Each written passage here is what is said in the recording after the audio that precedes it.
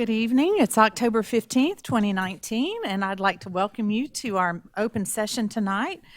Happy fall, everyone. I have a feeling it's kind of nice to have that little bit of cooler weather, isn't it?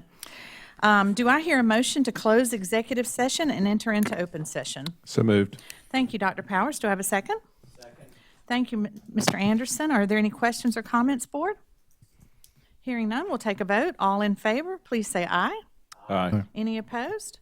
The motion carries and it is unanimous. I would like to call to order the general session of the October 15th, 2019 board meeting.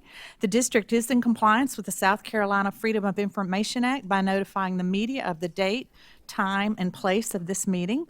The district tapes the meeting for accuracy in preparing the minutes, and at this time I'd like to call on Ms. Garris for our invocation. Ms. Garris? Let's bow, please. Dear Lord, thank you for all of your blessings and allowing us the opportunity to gather here tonight. We come to you to ask for your wisdom, guidance, courage, and strength. We pray that you would help us make wise decisions for the good of all those who have placed their trust and confidence in our leadership. We ask that you bless our staff, students, and parents. Dear Lord, may we always seek your will in all that we do and say. We ask that you guide us, guard us, and protect us as we go forward. Please do all as if it is your will. In your precious name we do pray. Amen. Thank you, Ms. Garris. Board, in front of you, you have an agenda. Do I hear a motion to approve the agenda? So moved. Okay, thank you, Dr. Powers. Do I have a second? Second. Thank you, Mr. Oswald. Are there any questions or comments regarding the agenda, board? Hearing none, we'll take a vote. All in favor, please say aye. Aye. Any opposed? The motion carries and it is unanimous. Board, in front of you, you have been provided copies of the minutes for the September 10th, 2019 board workshop and the September 17th, 2019 regular board meeting. Other than the corrections which have already been provided and made, are there any additions or corrections to the minutes of either of those meetings? Hearing none, the minutes will be accepted as received for both the September 17th, 2019 and the September 10th, 2019 board meetings.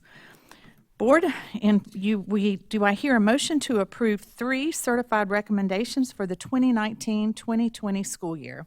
Madam Chair, I move that the board approve the 3 certified positions for the 2019-2020 school year as recommended by Dr. Little and the senior leadership team. Okay, thank you, Dr. Powers. Do I have a second?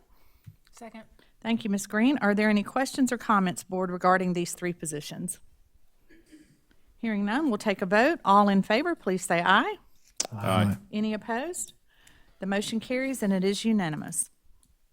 During executive session, the board members received legal advice concerning a pending lawsuit in executive session. I want to remind everyone that board member Jada Garris has submitted a statement of recusal dated December 4th, 2018, thereby abstaining herself of all votes, deliberations, and other action on the following matter. Jada Garris individually and on behalf of all similarly situated versus Lexington County School District 1, case number 2017-CP-32-04435. The recusal states the reason for the disqualification is that Ms. Garris is a litigant in the above-mentioned matter who possesses a financial interest in its outcome. Therefore, Ms. Garris will not be present during this discussion in executive session and will not take part in this action. Board members, do I hear a motion regarding the discussion of the legal matter? Madam Chair, I move that the Board of Trustees decline to accept the settlement presented to the board this evening by the plaintiff in the case of Garris versus Lexington 1. Okay, thank you, Dr. Powers. Do I have a second? Second. Thank you, Mr. Anderson. Are there any questions or comments regarding this motion, board? Hearing none, we'll take a vote.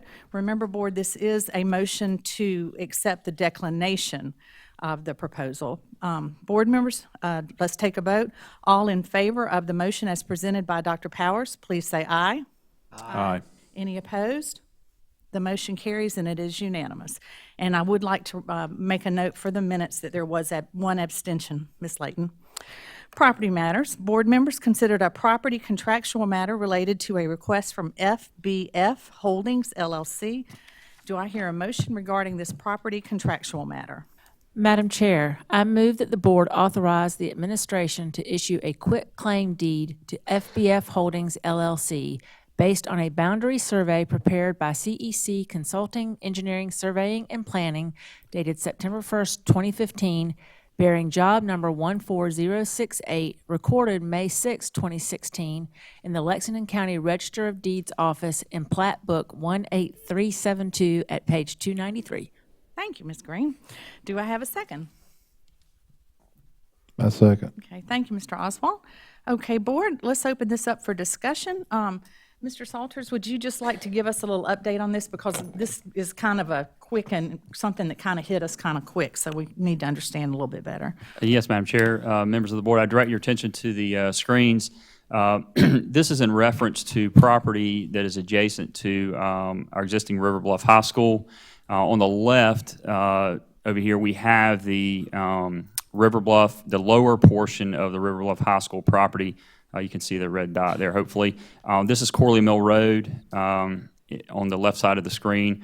Our property is on the east side of Corley Mill Road. We actually purchased 2 different tracts of land during that property purchase. This purchase is related, or this quitclaim deed is related to the purchase from ML South Augusta LLC. And the property in question is across the street, which is displayed here on the right. And there's a little pink triangle section here. And in this map, this is the existing Corley Mill Road. The lines here are the old Corley Mill Dirt Road. This plat actually goes back to 1950.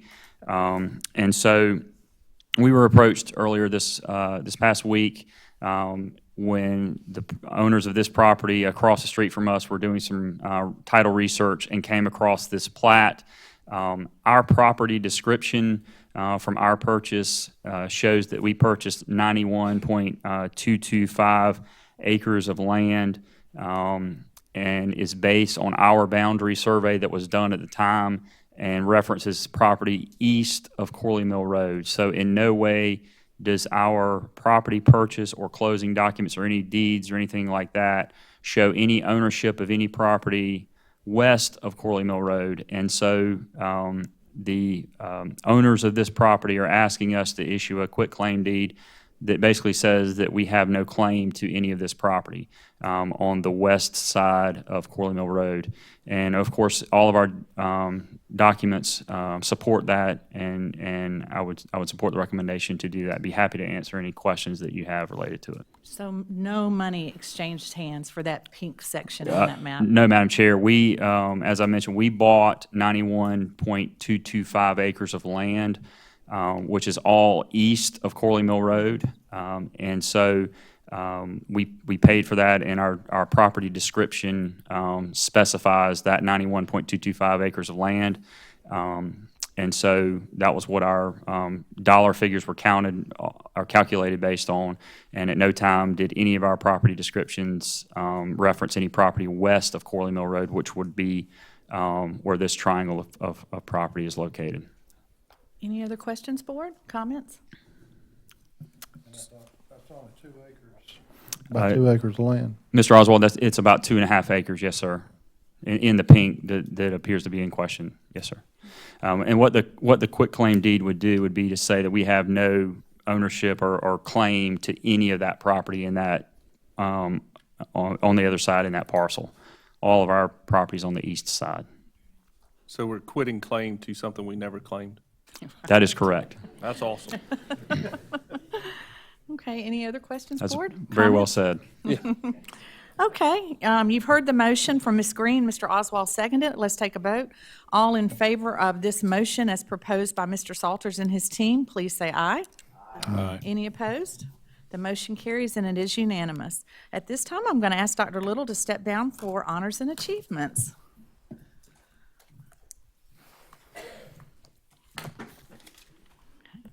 We celebrate successes of many kinds during the honors and achievements portion of our board meeting. We recognize the significant achievements of our students and staff, as well as the contributions of and partnerships with our business partners and community organizations. We feature all of tonight's honorees in our Proof Positive newsletter, which was on the sign-in table as you came in the door. Here's a copy.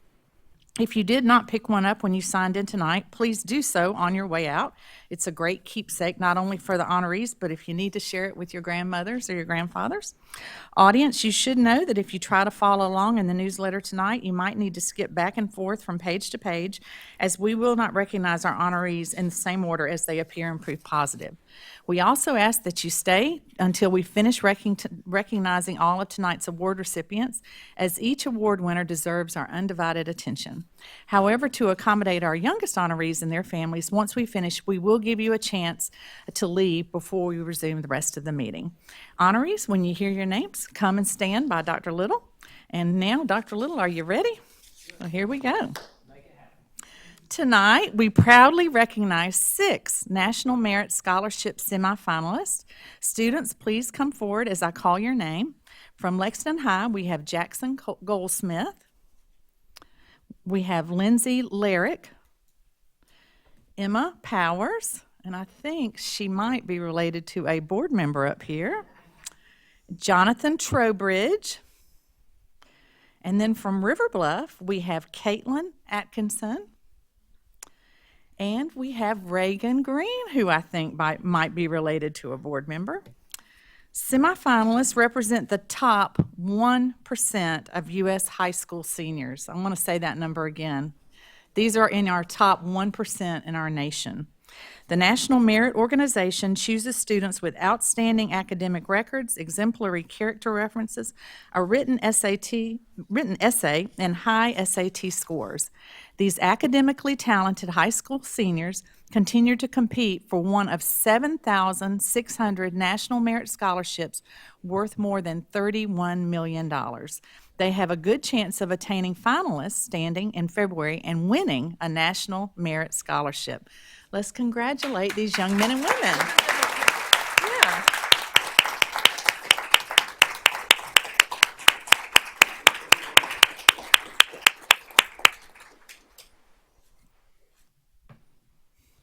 I think they're. Yeah, we are. Yeah. While they're doing that, let's wish them the best of luck, because we want them to come back and tell us that they're now National Merit Scholarship winners, not semi-merit. So let's wish them luck. Thank you. Good luck, y'all. Okay, this is so exciting. Would Lake Murray Elementary Principal Jennifer Stanley and Assistant Principals Jason Black and Lisa Clamp come forward, please? Student and staff gathered last month to hear the surprise announcement that Lake Murray Elementary in Lexington won the National Blue Ribbon School status. This does not come as a surprise to us, because we have watched the school's tremendous academic growth over the years. The U.S. Department of Education recognized Lake Murray Elementary as an exemplary, high-performing school because it is among South Carolina's highest-performing schools as measured by state assessments or nationally normed tests. After opening in 1999, the school's 107 employees now serve about 858 students in grades pre-K through grade 5. Excuse me. The staff believes that they are there to impact positively the children who grace their halls each day. Having their best interest in mind permeates every decision made, every thoughtful word spoken, and every relationship formed. A Palmetto Gold and Silver Award winner and a past Leader in Me School Lighthouse School, Lake Murray Elementary wants every child to have a mentor, and actively seeks support from community members, parents, and the neighboring high school to provide their students with another caring adult to help them navigate their lives confidently. We are so proud of Lake Murray Elementary. Congratulations.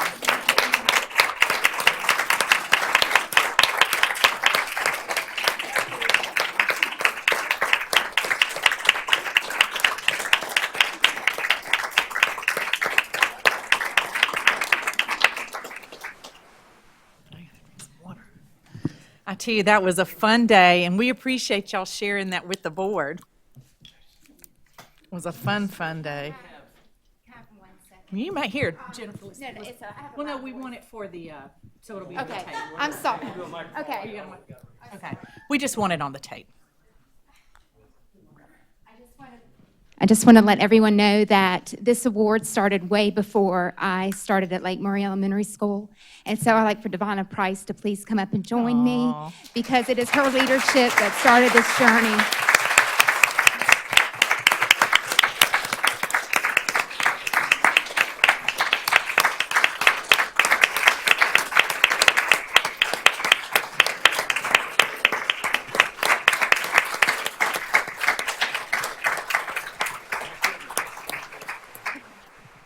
Yeah, thanks.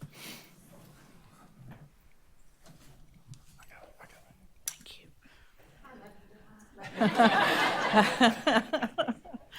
Oh, that was fun.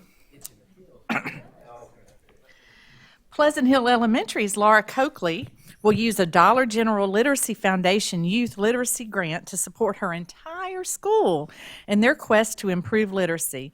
With the $4,000 she received in funding, Pleasant Hill Elementary can purchase a new benchmark assessment tool.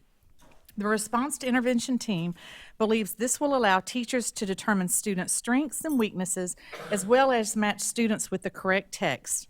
With a deeper knowledge about their students' reading progress, they can form groups for guided reading, tailor their instruction to meet student needs, and track their growth through formative assessments. Congratulations, Ms. Coakley.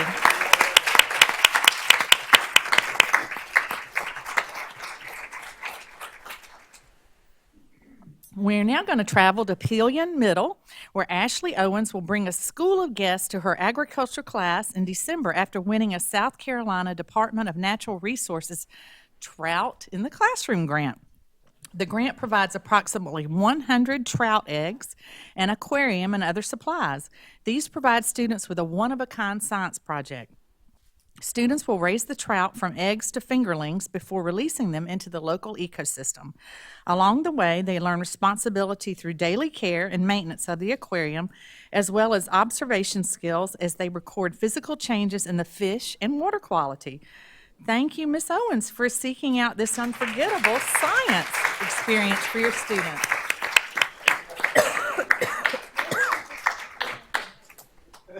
We're going to have to keep it secret where they let those out so that there won't be any fishermen going after them. I got a pond waiting on them. Uh-oh, Tim's on it. We conclude this evening with grants awarded by the Lexington District 1 Educational Foundation. Executive Director Julie Washburn will recognize grant winners of the innovation grants for elementary schools, as well as funds to support literacy and robotics. I'm going to turn it over to Ms. Washburn.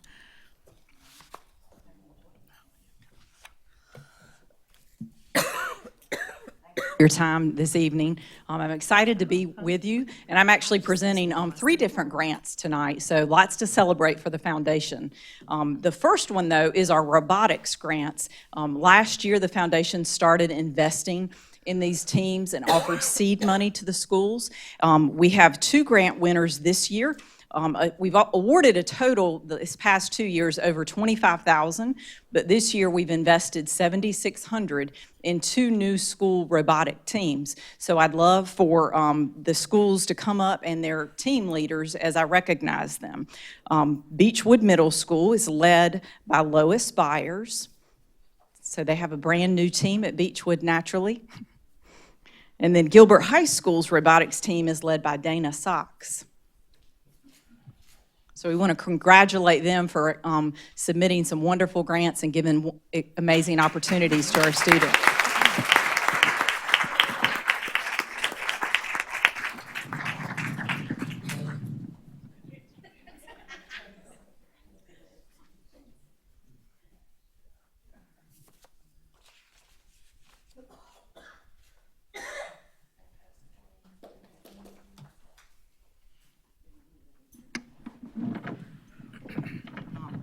The next category is innovation grants.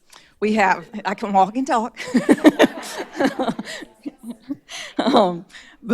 Innovation grants, we've been doing this for a number of years. We're excited to be able to give some awards this year. We have $15,000 to give away and 3 elementary schools we want to recognize. And these were proposals that were made to the foundation, we requested not only a grant proposal, but they had to come and give a presentation to our allocations committee, and then the full board voted on it. But they also have to provide a 10% match, so the school is investing money in it as well. But it benefits, these 3 grants this year benefit more than 2,200 elementary school students. So it'll have a huge impact on the schools and the children in those schools. So I would like for the award winners, as I recognize you, to please join me at the front. First, we're going to start with Lexington Elementary and Principal Jim Hamby. LES was given a $5,000 grant titled Let Their Voices Be Heard. I apologize.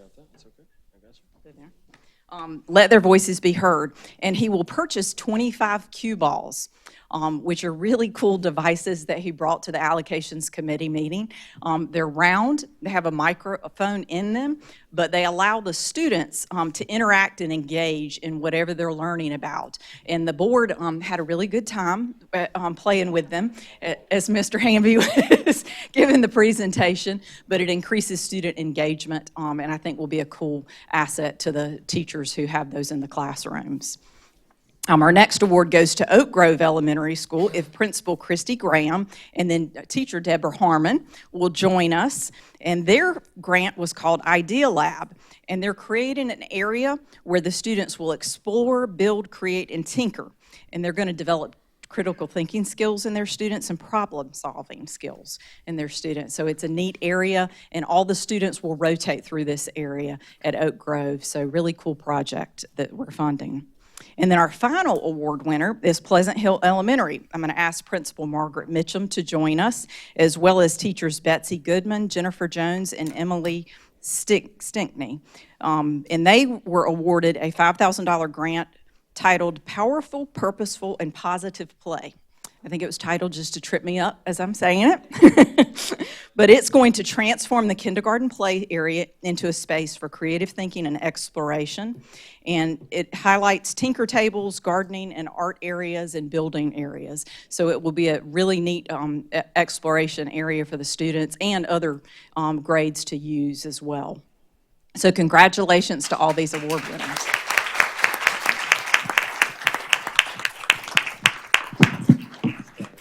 And Julie, while you're taking the picture, I have the privilege of serving on this committee, and I tell you what, we are so blessed to have these teachers and these principals who are so committed to our students, because these ideas are just so exciting. And in fact, we all said we wish either we were younger or we all had children that we could put back through these programs to enjoy this, because it's so creative.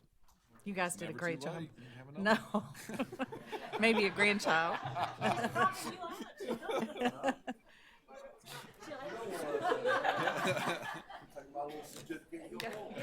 With your check. Congratulations. Okay.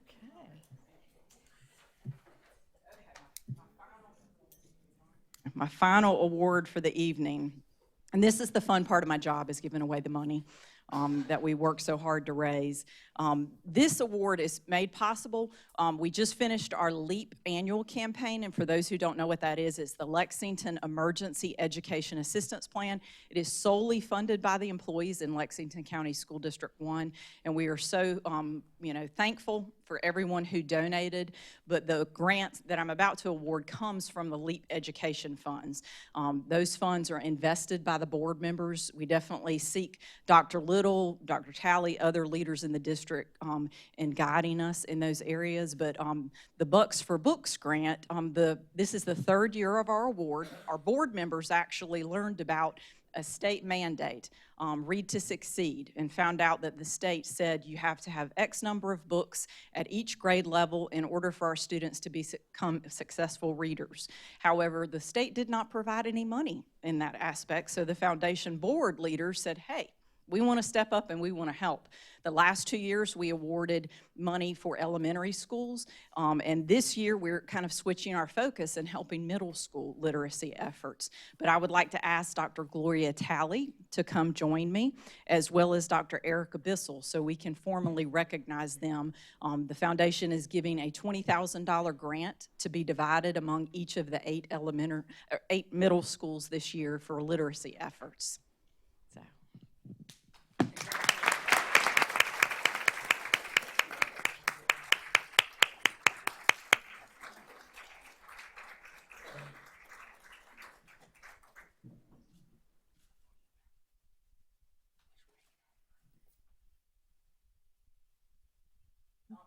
information too, just so y'all know, $79,000 has been invested in literacy over the last 3 years. So I think this is a very important thing. Always have a need for funding in that area, but our board leaders, some of which are on our board of trustees, I think feel very strongly about that. So we appreciate their continued leadership and investment. Thank you. And before we conclude, I think Ms. Green wanted to say one thing. Just a little point of privilege. Today is also Reagan's birthday, so Happy, and she's spending it with us. she's getting ready to leave. I'm spending it with you. So, happy birthday, Reagan. So in conclusion, thank you for taking the time to help us recognize the many honors and achievements of our students and staff and the many generous contributions of our local businesses and community. We love sharing our good news with all of you. Honorees, when you leave the meeting, remember to head to your left and into the lobby where a member of the communications office will help you find your certificate. Now, just as I promised, you are welcome to stay for the remainder of our board meeting. However, you are also free to leave if you want to step out quietly. Thank you.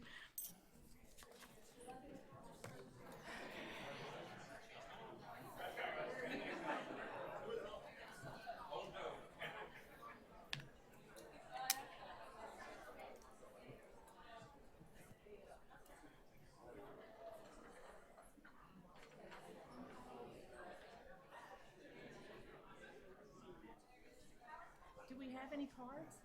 I don't have any cards.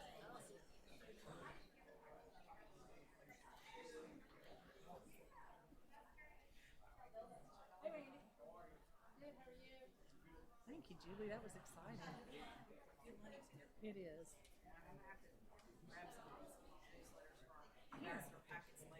Here, just take mine, because I'm not, well, I'm not taking it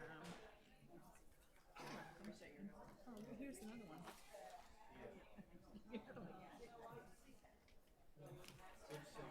Hey, Miss Margaret. I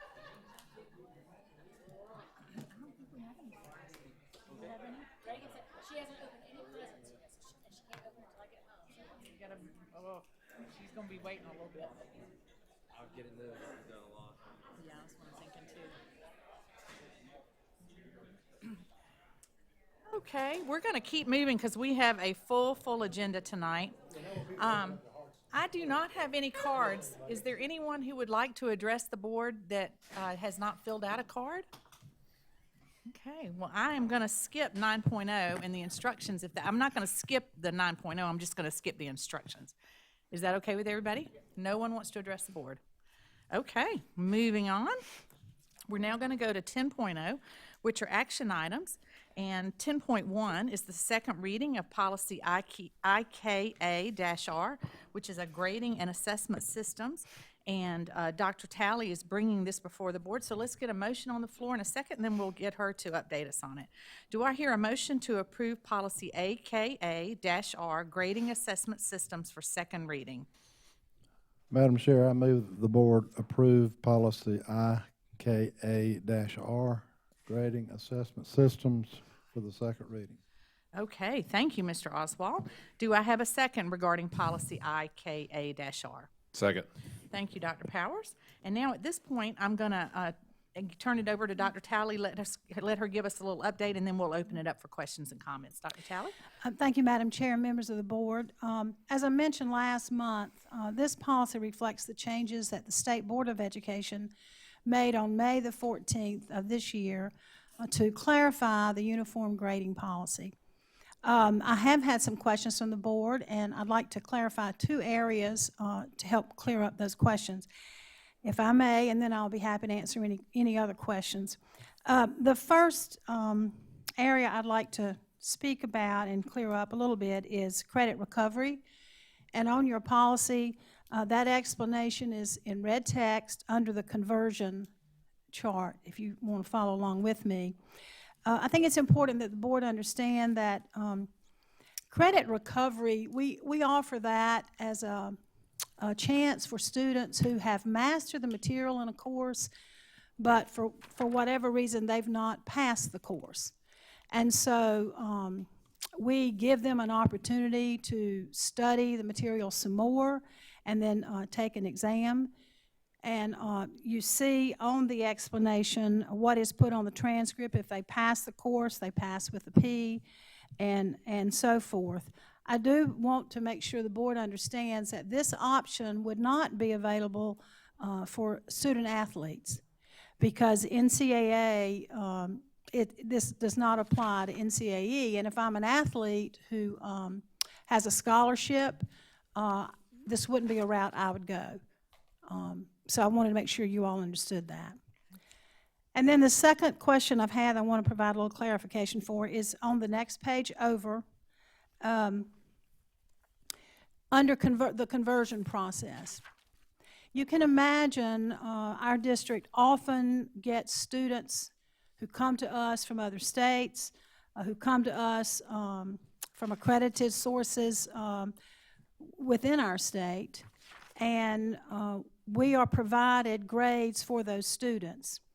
And per this policy, we must record those grades on that transcript. So if you go on down a little bit, follow along with me. If we receive a transcript that indicates that the student has earned a passing grade in any course with the numerical average lower than a 60, then we must record that as a P on the transcript. Likewise, if the transcript that we receive indicates that the student has earned a failing grade in any course, which he or she has a numerical grade of 60 or above, then the grade must be recorded as an NP on the transcript. And I wanted to clarify that because that's what we receive. Now, if we get a student grade and there's no numerical average, then we go on in the policy to explain how if this is a grade from a non-accredited school, for example, if it's a homeschool and it's not accredited with the Homeschool Association, the district can award an elective transfer credit for a course that doesn't match those approved by the state. And what we do in the Department of Instruction is we try to contact the sending school, and we try to examine the work the student has done, the rigor and the quality. We ask for artifacts from the student work samples, and then we make a decision about what grade we'll give. So I had questions about those two sections. I want to clear that up, and I'd be happy to answer any other questions that you may have. But I am seeking tonight approval of this policy. Board, are there any additional questions or comments for Dr. Talley? Okay, hearing none, we have a motion and a second on the floor. We'll take a vote. All in favor of approving policy IKA-R grading assessment and during the second reading, please say aye. Aye. Any opposed? The motion carries and it is unanimous. Board, we're now going to move to 10.2, which is student travel request. Do I hear a motion to approve 20 student travel requests as presented by Dr. Talley? Madam Chair, I move that we accept and approve the 20 student travel requests as presented by administration. Okay, thank you, Ms. Green. Do I have a second? Second. Thank you, Mr. Anderson. Are there any questions or comments, Board, regarding these 20 student travel requests? Hearing none, we'll take a vote. All in favor, please say aye. Aye. Any opposed? The motion carries and it is unanimous. This time, we're going to turn it over to, we're going to go to 11.0, the superintendent's update. I'm going to turn it over to Dr. Little. Thank you, Madam Chair. As you can see, beneath the superintendent update section of the agenda, it's quite a robust agenda tonight. So I am just going to call our first person to come up and present. If you don't mind, it's my privilege today to, I'm going to have Mr. Salters welcome our guest. Go ahead, Mr. Salters, you welcome our guest, if you wouldn't mind. Thank you, Dr. Little. Members of the board tonight, I have with me Mike Gallagher. He's with Compass Municipal Advisors. Mike, here's the clicker. He's going to give you a brief presentation on our bond sale, or recent bond sale, and the outlook for our bond program.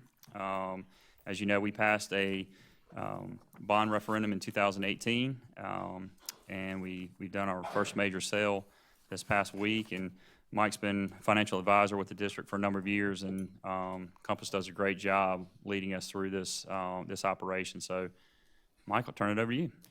Thank you, Madam Chair, members of the board, Dr. Lill.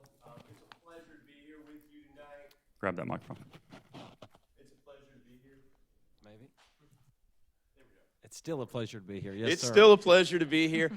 We put together a little overview for you, wanted to bring you up to speed. Last time I was with you was in February, and you had just passed the referendum. We were authorizing a resolution for the issuance of the full $365 million and gave us the latitude and flexibility to look and see what your construction demands were and what market conditions were. And so wanted to share with you some good news from the transaction. And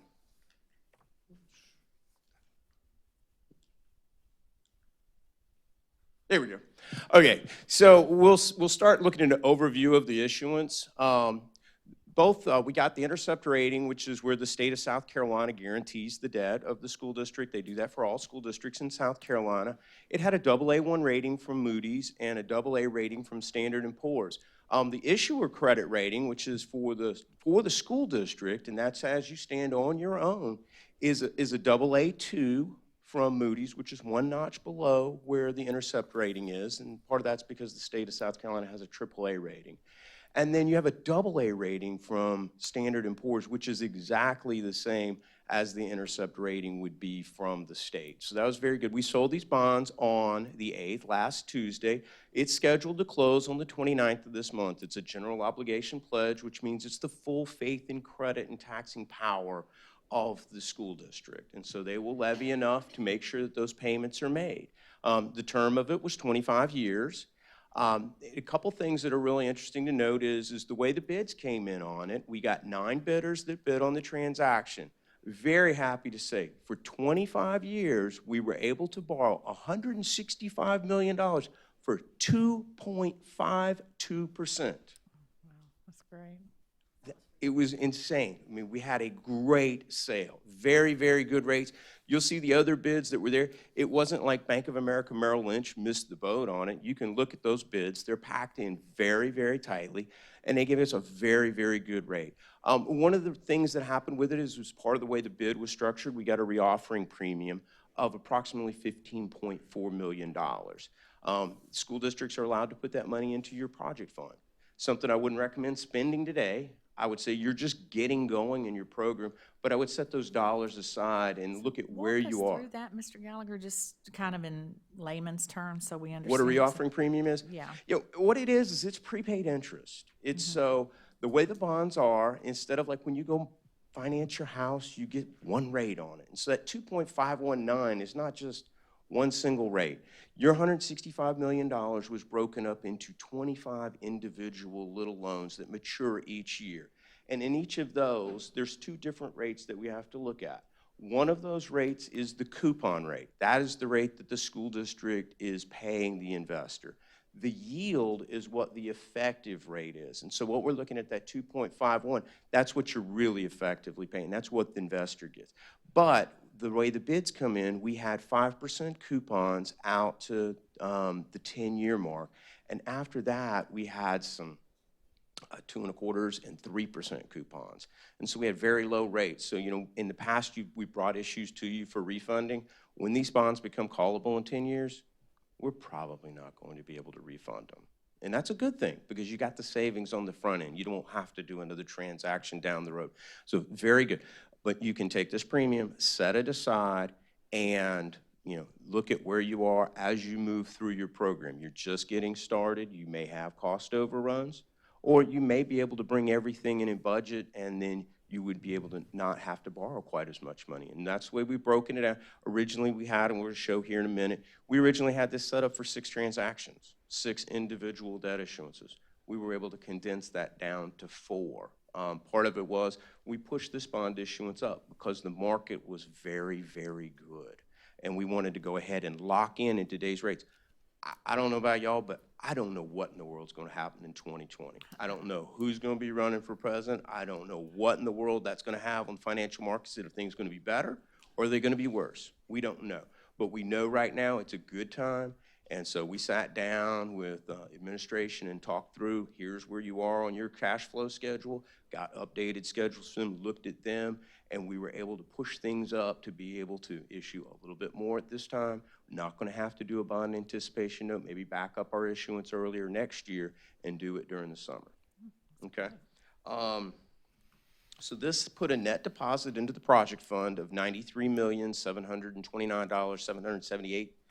And what we also did was we did a ban earlier this year. We did a bond anticipation note of $85 million, and we're going to pay that off when it matures on the 29th. It'll be paid off. When I talked about the credit ratings, you see there, AAA is the highest possible credit rating.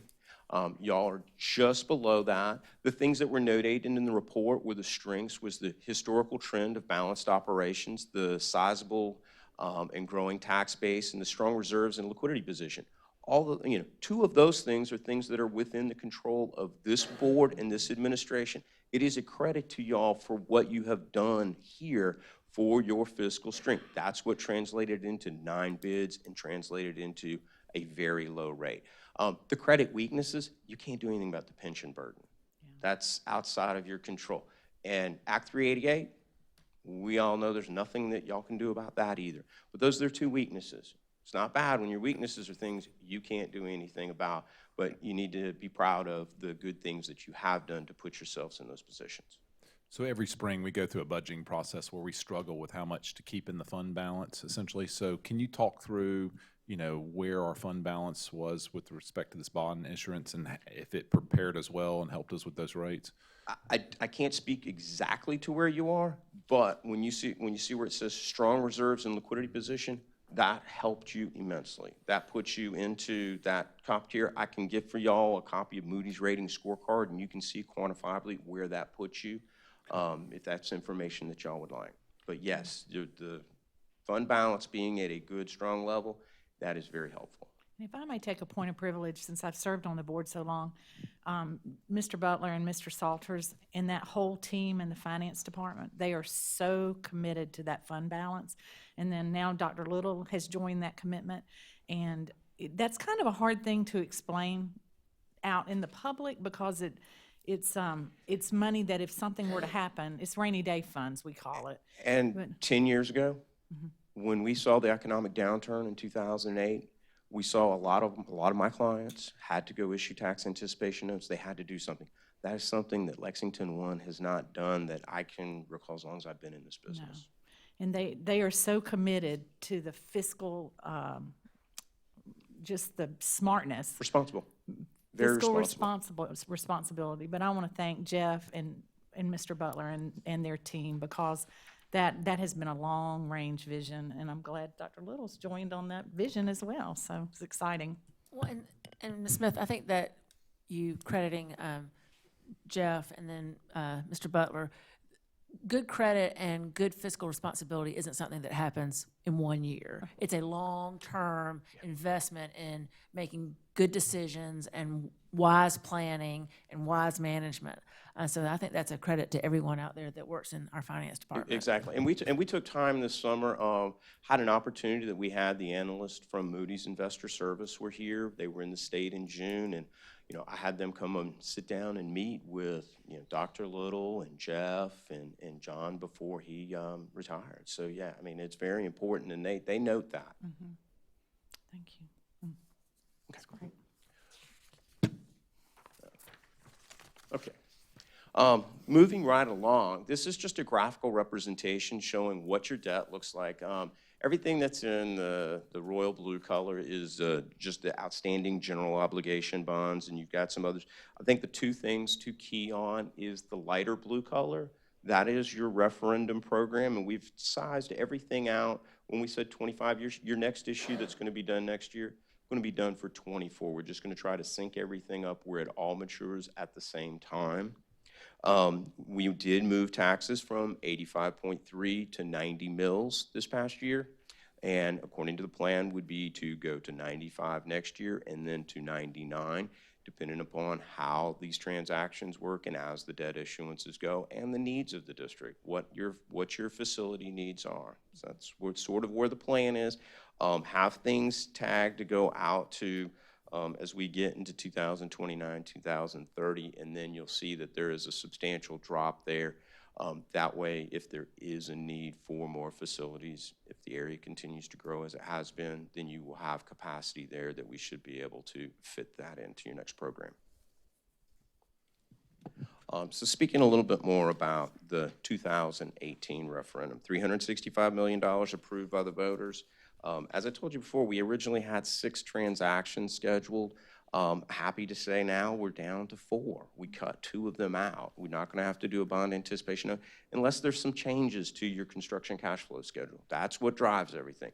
What the needs of the district are and trying to make sure that above all else that there's money there to pay the invoices when they come in from the contractors. You know, it's good that y'all were in a position that you had projects ready to go and you're able to go ahead and get them locked in. But as I said about that premium earlier, you know, there's still a lot of work to be done and you don't know where those projects are going to come in and we don't know what the rates are going to be. We're looking at next year having an issuance of $150 million.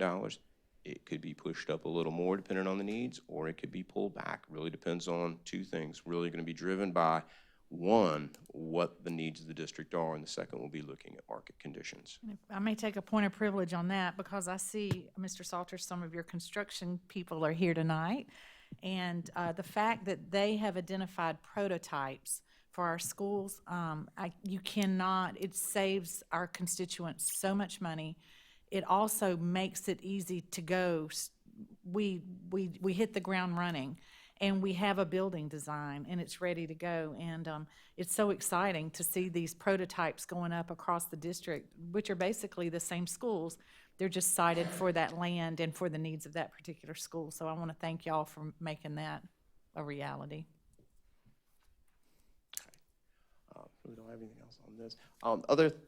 Next page is the debt service structure report, and that's just really gets to the math behind the graph for all of the bond issues that you have outstanding. The thing I really want to bring your attention to is column J. You know, when we did a $365 million referendum program, and I remember the numbers that John had me run, we were well over $400 million at times, and we know that the list of needs was really close to $400 million. There was a lot of things that were cut out. And one of the things that was done was making sure that we had money within the annual maintenance or annual issuance area. Very happy to say, as of right now, we've got about $5,250,000 each year that would be available for y'all to use to cover some of those HVAC, roofs, all of the things that were not a part of the referendum. That you have that's within your 8% authority, and that's something that you can, you can budget. And I'm sure these are all things that you have in your capital program already. It's not as if you can go out and add a whole bunch of new projects to it. But those were things that were all within your program. And that $5 million, like if we use none of it in 2021, then 2022 we have $10.5 million? No, it's going to be a one-time. Okay. It'll be one time. It's basically what it does is we've solved out for the millage, and if you did not issue it, then the taxes would drop. Okay. Okay, so it's not something that's going to be like a recurring revenue stream that you could plan on. Very short term, it would be something that you would borrow. We have the issuance going, I believe in 2 weeks, that it will be sold and closed in early November, and it'll be paid off in March. Okay. And the last thing is just a little fun. Congratulations. Yeah, that's exciting. Thank you, Mr. Gallagher. Board, are there any questions or comments for Mr. Gallagher or Mr. Salters? So I had read, I actually was able to find the article about the Journal. They talked about the flipping of muni bonds, basically by the buyers of these. Does that happen? Do we? District would be concerned about or worried about. Okay. I mean, it's nothing that, once you sell them, we sell these in the primary market. Bank of America Merrill Lynch bought it. They either parked it into institutional accounts. They had, the way the process works, we sell it in the primary market to an underwriter. That underwriter, then his job is to find homes or investors for the paper. Gotcha. And then, as far as the reoffering premium, does that money just sit in an escrow account, or? That money's gonna go into your project fund. So Okay. that money is gonna go into the project fund. When it's deposited on the 29th, it's gonna go to to the county treasurer's office, and they're going to invest it over in what's known as the state treasurer's LGIP. And so that is about the best rate you can get right now for full liquidity. It's a better rate than what you're gonna get from the bank. Part of the reason is because the state treasurer has a different set of investment criteria. One of the things he's able to invest in is commercial paper, and that gets a slightly higher rate. Gotcha. Okay. I do want to clarify something. Your advice would be, though, to let it sit for the time being until we get further into the bond referendum program. Is that what I heard you say earlier? Yes, sir. I would say you want to see where you are as you move through your program. We don't know where, number one, we don't know. We don't have all the projects locked down on cost. They may get into a situation when you're going into a renovation and your contractor comes to you and say, well, we're in here, we're already tearing up the ceiling, we're already tearing up the lights, this HVAC system needs to be replaced. It would be really good that you had those dollars set aside, that you could use them for something like that if it were to come up. But you're very early in your program, and I would say it would be best to sit and as you move through it. And I assume the funds can only be used for the original terms of the bond referendum. Correct. You could only use that money for referendum projects, or you could use it to defease a portion of the debt. I have a client that right now is going through the process of using it to defease the debt. That's great. Any other questions or comments, board? I have a question for Mr. Salters. We keep hearing about the prototypes saving us money. Do we know exactly how much money we're saving with the prototypes? We don't have an exact dollar figure. I think the ability for us to pull forward some of the borrowing, the original schedule, had us borrowing a smaller chunk of money. Being able to pull that forward into the program is an example of how this has saved us money. Built more interest in the sizing because it was a $165 million issue. So that $15 million premium, could have been 8, it could have been 10. It's hard to put a factor on that. But what we do know is that every year we're seeing inflationary costs, and that's built into our referendum about 4%. And so we're seeing those numbers come up. And so you add that on top of premiums like that, and the savings can be pretty significant. Oh, thank you. And if I could, Ms. Smith, if I could just take a minute, I'd like to, you guys have acknowledged the staff, but I really would like to point out, Deborah Seymour took over basically a lot of this work related to the bonds and capital project stuff. And, Dina Bishop retired. We all talk about Mr. Butler, but Dina Bishop retired, and that was her primary role. And Deborah stepped right in and prepared all the documents and has really done an outstanding job working with our bond attorney and Mike getting up to this point. So, and then the other finance staff has been there supporting all the needs as well. And of course, Mr. Staymeyer, Mr. Warren over there, really making it all happen on the ground. If we can get the money, they can find a way to spend it efficiently. So I really appreciate all the hard work that they do. Thank you, Mr. Salters. Well, let's give these teams a round of applause. Thank you, Mr. Gallagher. Thank you. Next on our agenda, Ms. Green, you have a brief update for us, I believe, for the regional meeting. Yes, actually, was it 2 weeks ago? 2 weeks ago. Was it 2 weeks ago? It's been, October is like all a blur. Ms. Smith and Mr. Anderson and Mr. Oswald and I attended Dr. Little attended the School Board Association's regional advocacy meeting. They have 5 of those in the fall in different locations around the state to kind of, galvanize the troops to get ready for the legislative session and just to talk about some of the things that are coming on the horizon with the education bill. And even though the House and Senate, South Carolina House and Senate have been in summer recess, they've actually been meeting and they're continuing to work. And so they just, they get us together and make us aware of what's coming around the bend on very important topics to us and what we need to be prepared for and be ready to advocate for. Mike, did you have any thoughts about that? And then actually last week, I'm going to dovetail on that.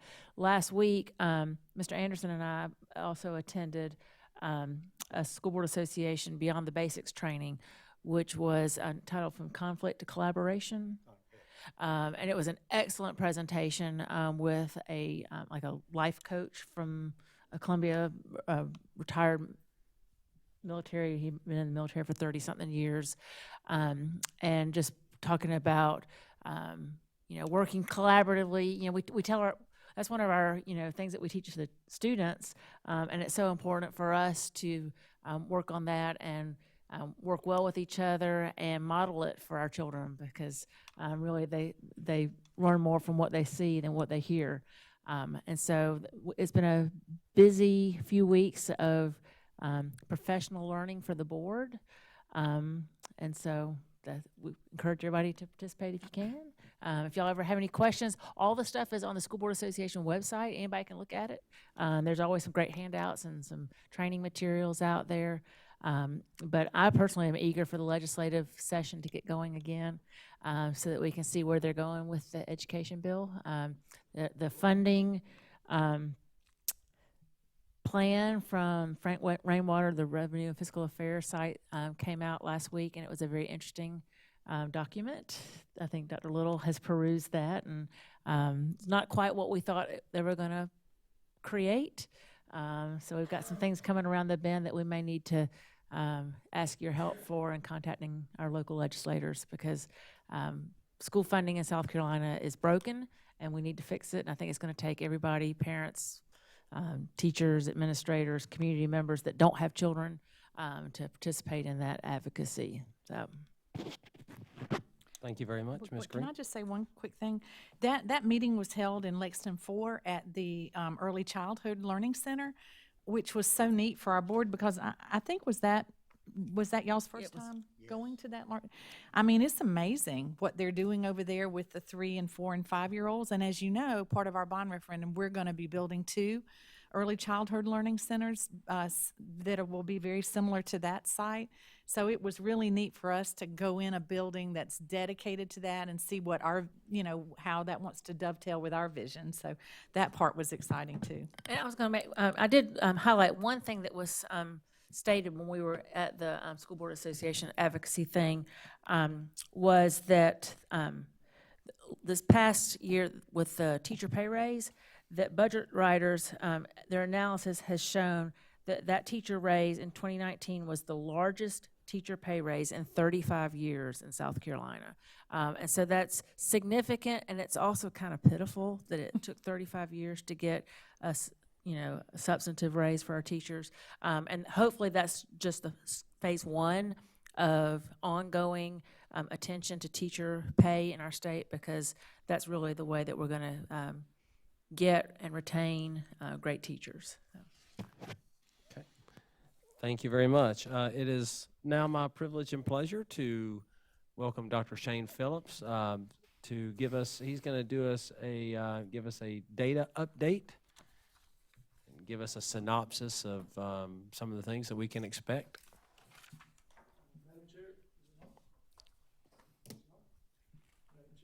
Board's still not on. There it is. Okay. It's my pleasure tonight to provide you with our annual accountability update. We're going to start with what's been in the media recently, which is our state report cards. Before I talk too much about results, I want to give you a little bit of context and a little bit of history about these documents that are produced yearly now by the state. So prior to the 2017-18 school year,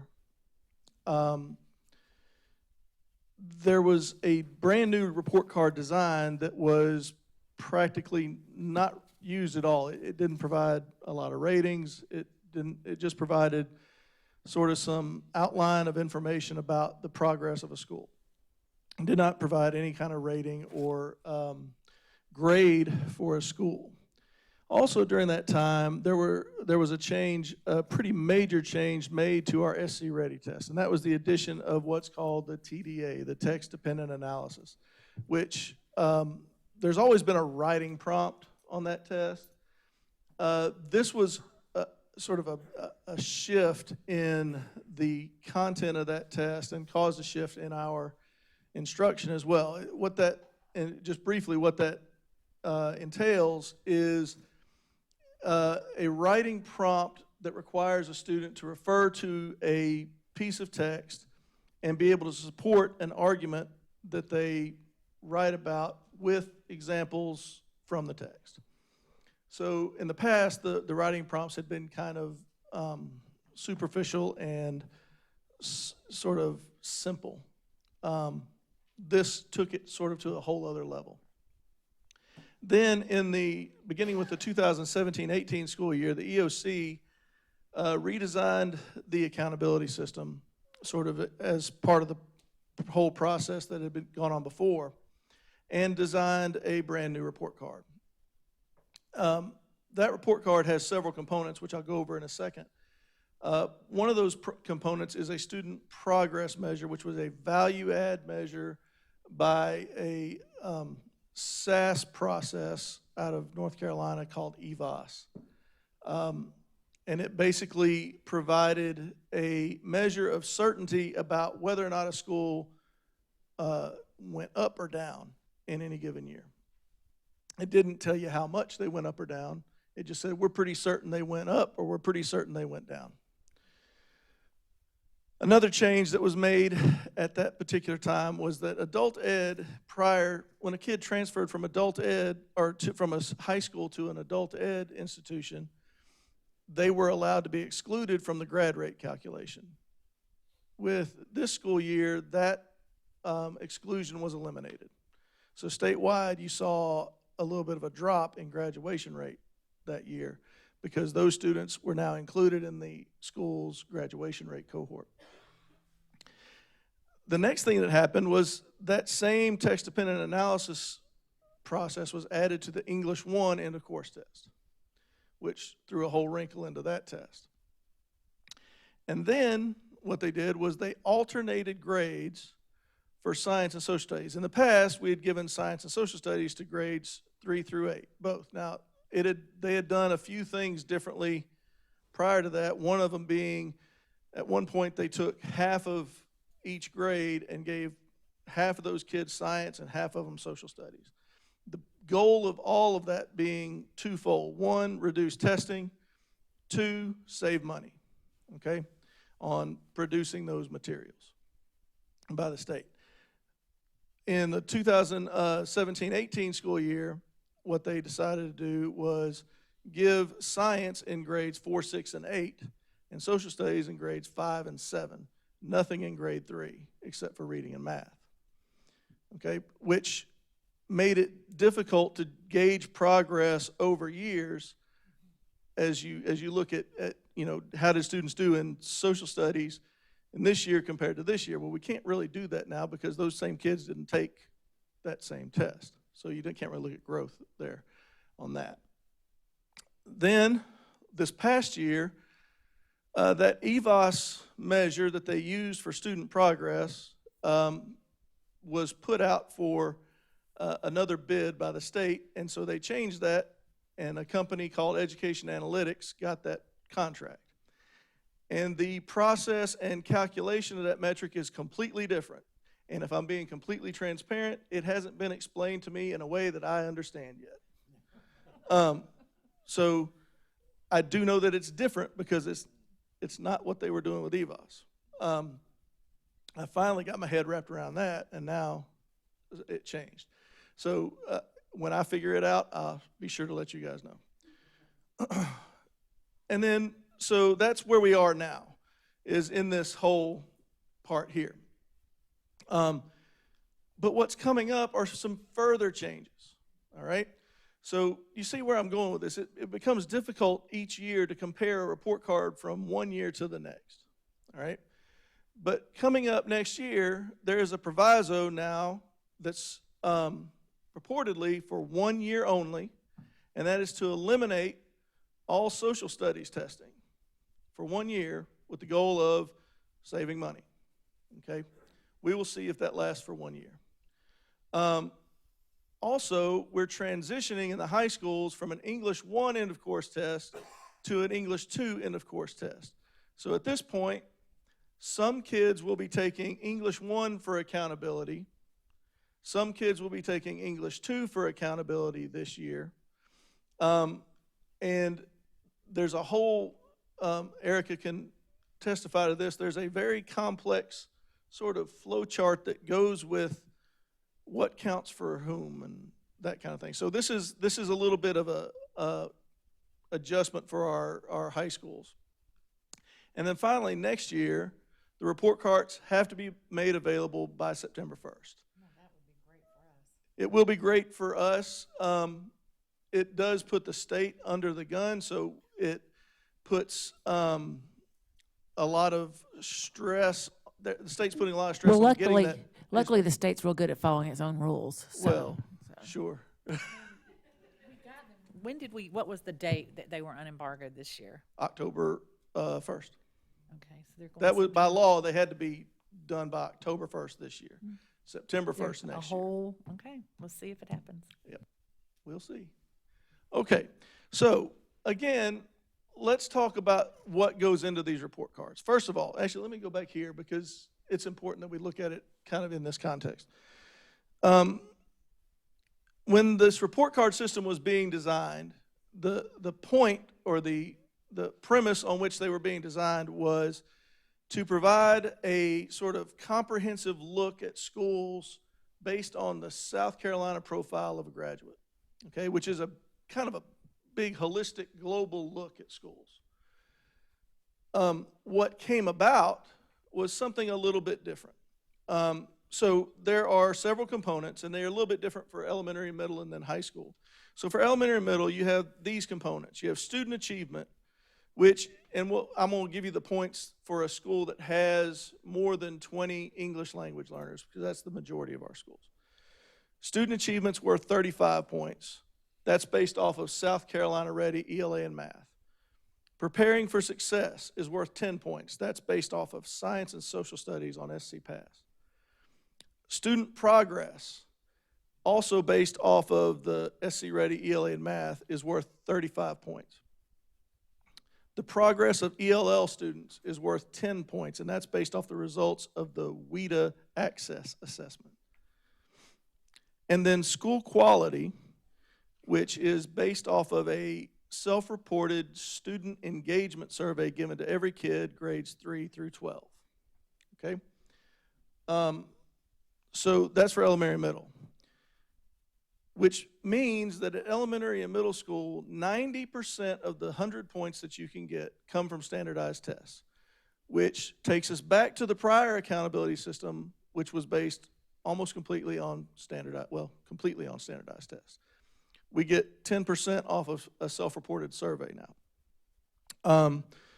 For high school, there is no student progress, which I will talk about a little bit more when we talk about end-of-course scores. So you get 35 points for student achievement, 10 points for preparing for success. So the student achievement comes from your end-of-course scores in algebra and English. Your preparing for success comes from biology and U.S. history. You get 10 points for ELL progress. You get 10 points for school quality. And then there's a college and career readiness. College and career readiness is probably the closest the state came to doing this global look. They did, but it also includes SAT scores, ACT scores, ready to work assessment scores, professional certifications, the ASVAB tests. So you can see the majority of those things that you can get college and career readiness endorsement for are standardized tests. So again, at the high school, the vast, vast majority of your points come from standardized tests. The only one that doesn't, only two that don't, are the school quality worth 10 points and the graduation rate worth 25. All right, so those are the components of the report card. Given all that and the differences between years, here are our 2019 report card ratings. 11% of our schools are below average, 43 average, 21% excellent, and 25% good.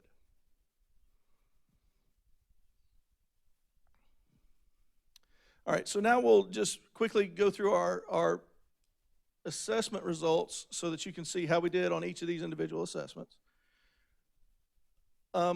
First, SC Ready. Again, this is ELA and math grades 3 through 8. So here I've provided you with the state results and the district results. So these first two are ELA with the state and district here, and this is math with the state and district here. As you can see, if we just look at these top two chunks, which are the percent of our students meeting or exceeding standard, we surpass the state in both ELA and math. And if you look down here at the very bottom little chunk, that's our students who do not meet standard, and that excludes the approaches. So again, our not met percentages are lower than that of the state. Sir? And Dr. Phillips, this grading algorithm of exceeds, meets, approaches, or not met is not risk stratified based upon anything. So not No. your percent of free or reduced lunch or? No, sir. Okay. No, sir. All right, so since our kids in grades 3 through 8 all take this test each year, I've provided you with some change over time here. So again, here's the state percent meeting or exceeding and the district's percent meeting or exceeding. We are up 3.4% in ELA and up almost 1% in math. And I think this is a testament to the hard work we've done with the student engagement model in those two content areas. Yes, sir. Is the state moving at all as well? Because again, the whole purpose of this is obviously The state did increase a little bit. Okay. Yes, sir. Oh, sorry.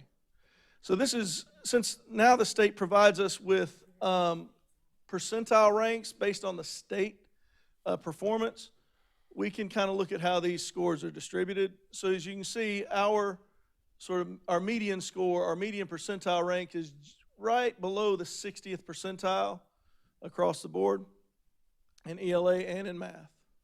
So you can see how those scores are distributed across the district. Yes, sir. Do you have any insight into the districts that are either at the either end of the state? I mean, I guess you don't know where other districts are, like the district that's up at the 100 versus the district that's at the 0? I can tell you, I do know who those are. Yeah. Not off the top of my head, but I have that all plotted. I do know that what you see distribution-wise is that it follows poverty lines pretty closely. So the higher the poverty, the lower the score. Nothing new there. All right, SC Pass, again, is science and social studies. Science given to grades 4, 6, and 8, and social studies given to 5 and 7 only. Okay, so again, if you look at the top two chunks, we do pretty well here in science compared to the state. You'll notice a little bit different here. It's because social studies is only rated on 3 levels. They were actually working to get this coming year to get it on the same sort of scale as everything else, but they're not doing it next year, so we're at 3 here. So 4 levels here, we're doing fine, and here again, we're surpassing the state as well. And again, it makes no sense to look at a comparison over last year. Just know that our percent meeting or exceeding is greater than that of the state. End of course, tests, Algebra 1, English 1, Biology, and U.S. History. This is just the letter grade distribution. Again, the first bar is the state, and the second bar is the district. And as you can see, we surpass the state in Algebra 1 on A's, B's, C's, and D's, and then we do better on the percent of students failing. And then on English 1, we have, again, the same story. Better on A's, B's, and C's, fewer D's, and fewer F's.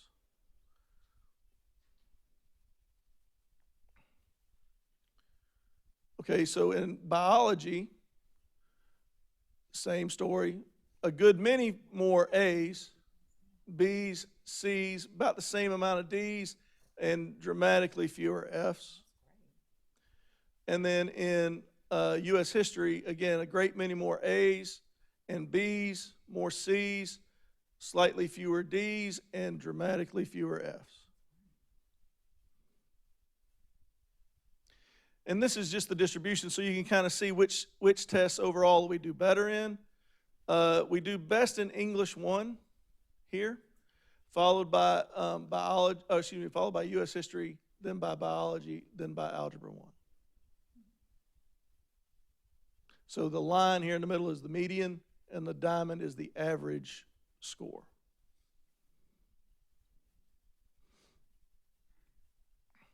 What's the red dot, state? The red dots are outliers. Outlier schools? Outlier scores, just individual student scores. So what you probably have here are kids that didn't test and received a 0 on the test. And this is just a kid that didn't do too well somewhere. So that's our, in those brackets are the two standard deviations. So this is the 25th percentile, 75th percentile, 50th percentile, and the mean. And then this is the minimum disregarding outliers, minimum and maximum. I know a few years ago, it was kind of a national thing where parents were opting the kids out of taking the test. Still a thing? It is. Like, how many did we have opt out this year? Is it gone down, the numbers? I don't have that off the top of my head. It was maybe a handful. Okay. A handful. Did you see it in any, was there a pattern at schools, or just kind of just a scattering across the It's a district? scattering, Okay. really. It's here and there. At that time that you're talking about, it was kind of clustered in one particular area. It's not now. It's just kind of a little bit everywhere. Yes, sir. And then do we use that distribution, I mean, as we talk about all means all, to try to bring it closer, both at the school level, I mean, So- give feedback to? Yes, we have discussed in length. In fact, we had a meeting yesterday where we talked about, making sure that we're addressing the needs of all students on these things. So we look at gaps between different demographics to make sure that we're providing opportunities for those kids to succeed in those tests, which should lead to those minimums coming up, that maximum staying at 100 and, squishing down that distribution into something that is more attractive. Because, we want to move the average or median up, but we also want to bring the distribution Right. tighter. Correct. That's correct. Yes, sir. Okay, so let's talk about AP and SAT. Okay, so 2 lines here. This is advanced placement, so AP test. Down here at the bottom is the percent of high school students taking at least one AP test. Okay, so as you can see, 2 years ago, we were at 16%. Then we were at 18%. Then we were at 19%. So as we increase the participation rate in these classes, you can see that the passing rate is staying relatively stable. Okay, as we're encouraging these kids to go into these higher rigor courses, people might estimate that these scores would kind of drop precipitously, but they're staying relatively stable. So you can see that now we have almost 1 in 5 kids in high school taking at least one AP course, and 63% of those kids are getting a 3 to 5 score on at least one of those tests. Finally, we're going to talk about SAT. So in the state, yes, sir. I'm sorry. No, it's cool. So again, I think we graduate 2,000, 2,500, so I just did the quick math. I mean, it's 320 to about 500 to 550 students. So So, I mean, this that's- is actually all high school students. So we have about 7,000, a little Okay. more than 7,000 kids. Oh, okay. So this Oh, is it's like per year. 1,400 kids. It's per year taking one AP class in that That's year. correct, yes, sir. Oh, okay. Wow, that's even better. That's even Even a lot better. more That's kids. that's yeah. about 1,400 kids taking those. All right, so here we are with SAT. So this is participation. Now, again, one of the changes that was made, I didn't note it on the timeline, I should have, is that last year kids had a choice of whether or not to take the ACT or the SAT, okay? This is our graduating senior report, so this doesn't necessarily reflect that decision last year, but what we can say with certainty is that from our graduating seniors, 67% of those kids took the SAT compared to 57% at the state level. Okay, so a great, 2/3 of our kids are taking the SAT test. And when you look at national comparisons, you guys know that there are a lot of states where that percentage is dramatically lower, okay? So if we look down here at the scores, this first bar is the nation, the second bar is the state, and the third bar is our district. And as you can see in reading, math, and then obviously in composite, we surpass both the nation and the state. So that's some good news there. Okay, so that is my report. I'll be happy to answer any further questions you guys have. All right. I just Oh, have a yes, ma'am. question. In Pillion, 3 of their 4 schools are rated below average, and they're the That's only correct. schools in the district. Has there been any talk about addressing that problem? So, yes, ma'am. It is certainly a problem. Anytime a school doesn't perform where we feel like they should, it is certainly something that we need that we address. And so we take a really deep look at instructionally what's happening, at test scores, at the environment, that kind of thing. So, we certainly know that there are things that across the district that we have to address. That's no different in Pillion than it is anywhere else. But yes, ma'am, we do look at that. Okay, thank you. Okay, thank you, guys. Nicely done, Dr. Phillips. And next on our list, Mr. Smith, if you would come forward, please. We, as you know, we are to receive quarterly updates from White Knoll Middle School. And I think you actually have some really good news for us. Shane purposefully did not say anything about it because we wanted to give you an opportunity to brag on your school a little bit. So, Mr. Smith, welcome. Thank you, Doctor. Thank you, Dr. We may. There you go. And thank you, Dr. Talley. Members of the board, I appreciate the opportunity to come back and share with you again. As you're aware, our priority status was based on the 2018 school report card. I really appreciate the information that Dr. Phillips shared to put that in some perspective, and particularly as it relates to the student progress metric that was in the previous year's report card. I was extremely happy to hear that he didn't understand that one either totally, so made me feel a little better about that. I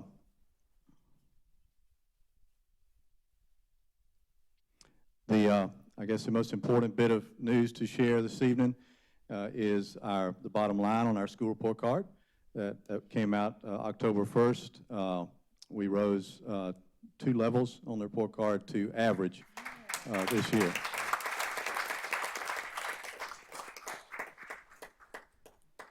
And while obviously in Lexington 1 or anywhere else, average is generally not what we celebrate and certainly not what we aspire to, it does represent, I believe, a much better measure of who we are and where we are. And certainly, as you saw from some previous information, it puts us much in line with a number of our sister middle schools and also our feeder elementary schools. So we were happy to celebrate that with our faculty this month. Not going to go through all those parts of the report card with you, but as Shane pointed out, there are 5 areas that points come to schools on the report card. 4 of those 5 areas we went up on this year's report card, including academic achievement slightly, English learners progress, which we were very proud of. One of the things that contributed to that through support of senior leadership and the board, we added an ESOL teacher to our staff this past year due to our growing numbers of those students, and we also made some changes in how we were providing support for those students. So we were excited about that. Student progress, due, I believe, mainly to the changing of metrics and the measurement of that, made a very significant move, and we also had some growth in student engagement points. There was a slight dip in the other measure, which was connected to a slight dip in social studies scores, which, again, those students change from year to year who are taking the test. So excited to bring that news to you. Really more excited to talk to you about some of the things going on at White Middle School. And by the way, we look forward to you guys visiting with us next Friday, so we can share in person some of what's going on, and our students can speak to you about that as well. As you may remember, we were one of the middle schools who made a significant change in our schedule this year, and we are now running a schedule in which our 4 core classes of language arts, math, science, and social studies are approximately 65 minutes in length. We moved world language to a 3rd academic connections route along with our other exploratory courses and fine arts courses. And consequently, our core teachers now are teaching 4 classes a day rather than 5 as they did in the past. They have a common grade level planning time, which is fairly significant. I think it's important. One of the things, in addition to pay, that teachers have talked about a lot is the opportunity for good common planning time and extended planning time. Our new schedule allowed us to do a better job of that. Our academic connections teachers now teach 6 classes a day, but their planning time is equal to our core teachers' planning time. So we're excited about this, and particularly excited that in those core subjects, and especially language arts and math, our teachers have more time with students and actually less students during the course of a day. And we believe that's going to provide some other growth and impact there. We are also working, as most schools are, on moving away from a pull-out model in special ed, RTI, and ESOL, and moving more to a push-in model. We still have some pull-out classes in all 3 of those areas where we serve students who really need some intensive support in resource or RTI or ESOL, but most of our students in those areas are being served by a resource, RTI, or ESOL teacher pushing in to their regular ed language arts or math class. And we believe that provides them support they need when they need it, and they can really get on target with support for those students. As Dr. Phillips alluded to, we also believe much of our growth and success of our students is connecting to implementing the workshop model or student engagement model, particularly in language arts and math. And the growth there is due to some super teacher work, students doing a super job. Our literacy and math coaches are doing an awesome job coaching up our teachers, and great support from instruction, particularly from Dr. Bissell in language arts and Ms. Morgan in math. So we believe all the way down the line that is truly changing how we instruct in those areas. Students are more engaged, they're doing more reading, they're doing more hands-on math, and that's going to move their learning.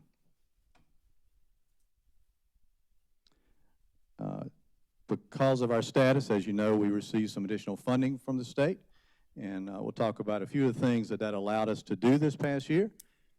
So while we were not happy about the status, we were, of course, excited to have some funding that we were able to do some neat things with. A significant portion of that funding allowed us to add a math instructional coach to our instructional support. We, like other middle schools, already had a literacy coach who was doing an excellent job, and a digital literacy coach who was supporting our teachers. We now have a math coach on board who we actually hired from within. Tiffany Scholl was one of our former teachers of the year and former math and science teacher. She, through our interview process, she came out on top, and we made a very good decision putting her on board. She's doing these things among a number of others. She is doing coaching cycles with our teachers. We've worked on increasing classroom support, both through things that our teachers have, like manipulatives. She's working with our teachers on planning and doing observations and feedback, and also helping the rest of us better understand what's going on in our math classes. So we're very excited about the work there. We also use part of that funding to, along with some of what was mentioned earlier, beefing up our classroom libraries in language arts. We purchased this past summer about $30,000 worth of books for our classroom libraries. We're going to continue some of that work. Also, our PTSA is working with us to beef that up as well. So lots more books in student hands, and a lot more student reading going on, we believe. Another part of our funding went to setting up some particular trainings for our math teachers. We recognized, as many of us across the district did, that we particularly needed to do some more work in the area of math instruction. So among other things, along with the instructional coach, we've also scheduled some math trainings on site with Mr. Fred Dillon, who works with the National Council of Teachers of Mathematics. We've had one of those sessions so far, and we have 2 more coming up within the next few months.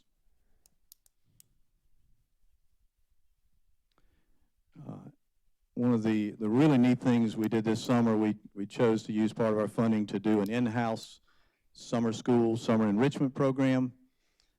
We selected 25 students who otherwise, these were rising 7th and 8th graders, or actually about not to be rising 7th and 8th graders, who would have otherwise had to do summer school or possibly retained. We set up a program of 4 weeks of some pretty intensive stuff and a lot of engaging stuff. We worked particularly on ELA, math, study skills, and interpersonal skills. And I'm happy to say that all 25 of those students made it through our program and were promoted. We are following them throughout the course of the year, hooked them up with some staff people to mentor them and keep up with them. Right now, as you might imagine, it's kind of a mixed bag. Some of them are doing much better. Some are doing somewhat better, and some we are still working on. But that, I think, kind of speaks for itself, because last year this time, pretty much 25 of them were not doing very well. So we're going to follow those folks, and we also plan to do this again this coming summer. And how did you fund that? This was funded with the state priority funded money. And did they provide transportation funding as well? We provided, we had 4 teachers who worked with us on this, so provided the salaries for those teachers. We worked with transportation to provide transportation to pick the students up every day and take them home. We worked with food service, and we did lunch every day through our food service program. And we obviously bought some materials and those kind of things. And we also did a couple of pretty neat field trips. The coolest one was to McIntyre Joint Air National Guard Base, which, yeah, so really highly engaging for these students, and we think it helps some of them particularly kind of reconnect to learning and reconnect to what was important about being at school. Little update going forward, we have submitted, I guess end of September, our application for funding for this coming year with the priority funding money, and these are the categories we're going to use it for. We're going to continue to fund our math instructional coach, so that's a pretty big chunk for salary and benefits. We're going to do the summer enrichment program again, because again we felt that was highly impactful for a pretty good group of students. We are going to begin the process of becoming an AVID school. We are really fortunate that we have a couple of folks on board with us currently. Both of our assistant principals, Margaret Shillett has worked with AVID in Richland too, and Lakeisha Cook joins us, and she is actually an AVID trainer. So we have some on-site folks who already have some background in that.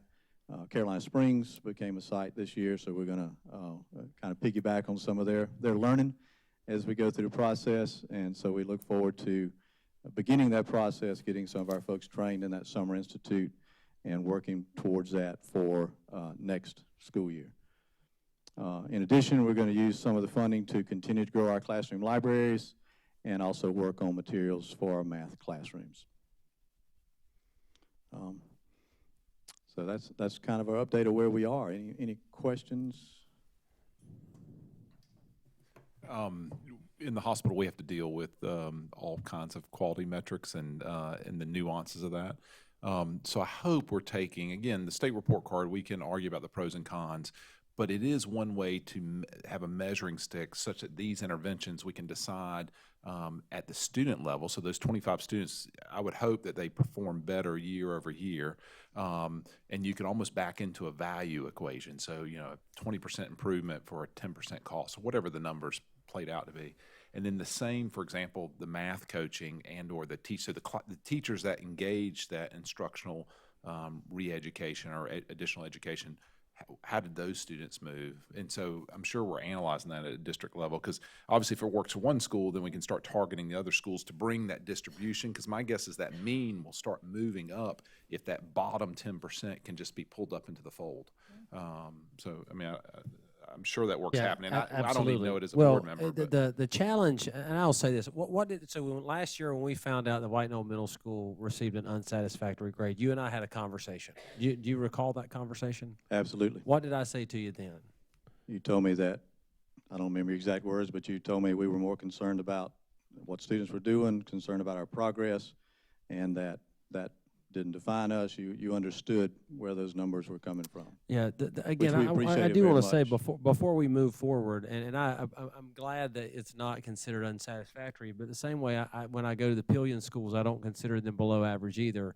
The report card is a really flawed measure of student success and academic achievement at a school. And so that there's, to me, there's absolutely no doubt about it. There, again, Dr. Phillips, what is your degree in? And did you understand the growth measure, did you say? We have no idea what the growth rate is. It's those kinds of things. If you can't explain it, well, you got a problem. So we have some real issues when it comes to our accountability model, and we're working.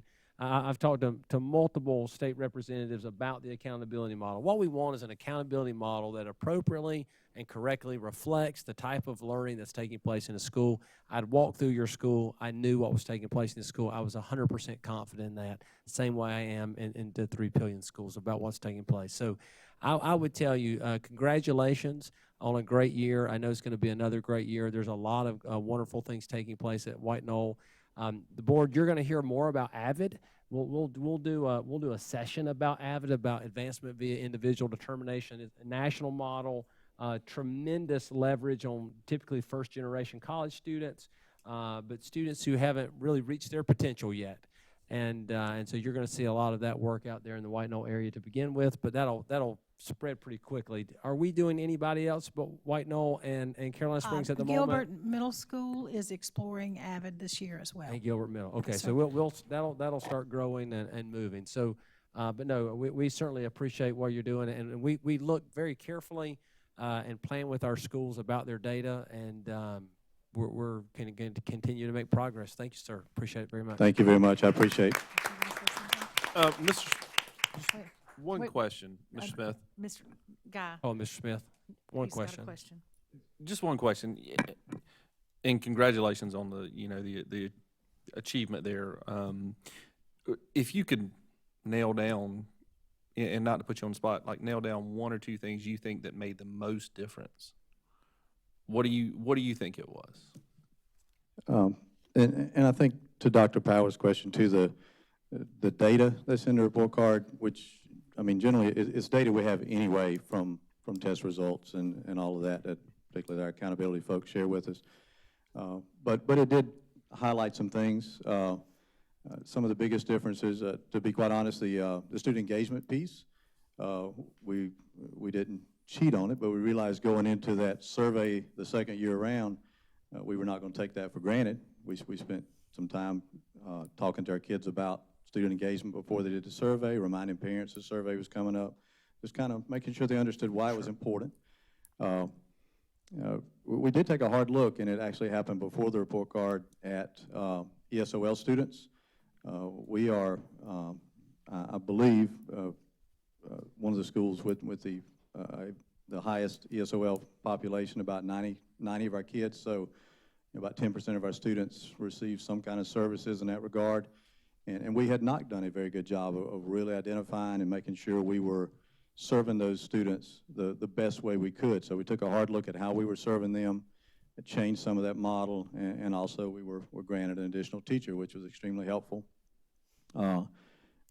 Continuing to work on the student engagement model, and particularly the workshop model in language arts and math, which was, again, not new after report card, but it just brought more attention to the fact that we believe that was highly impactful model of instruction, great pedagogy, and we just needed to stay the course and continue working hard with our current teachers, and particularly with new teachers we bring on board, to make sure they are implementing that model with fidelity.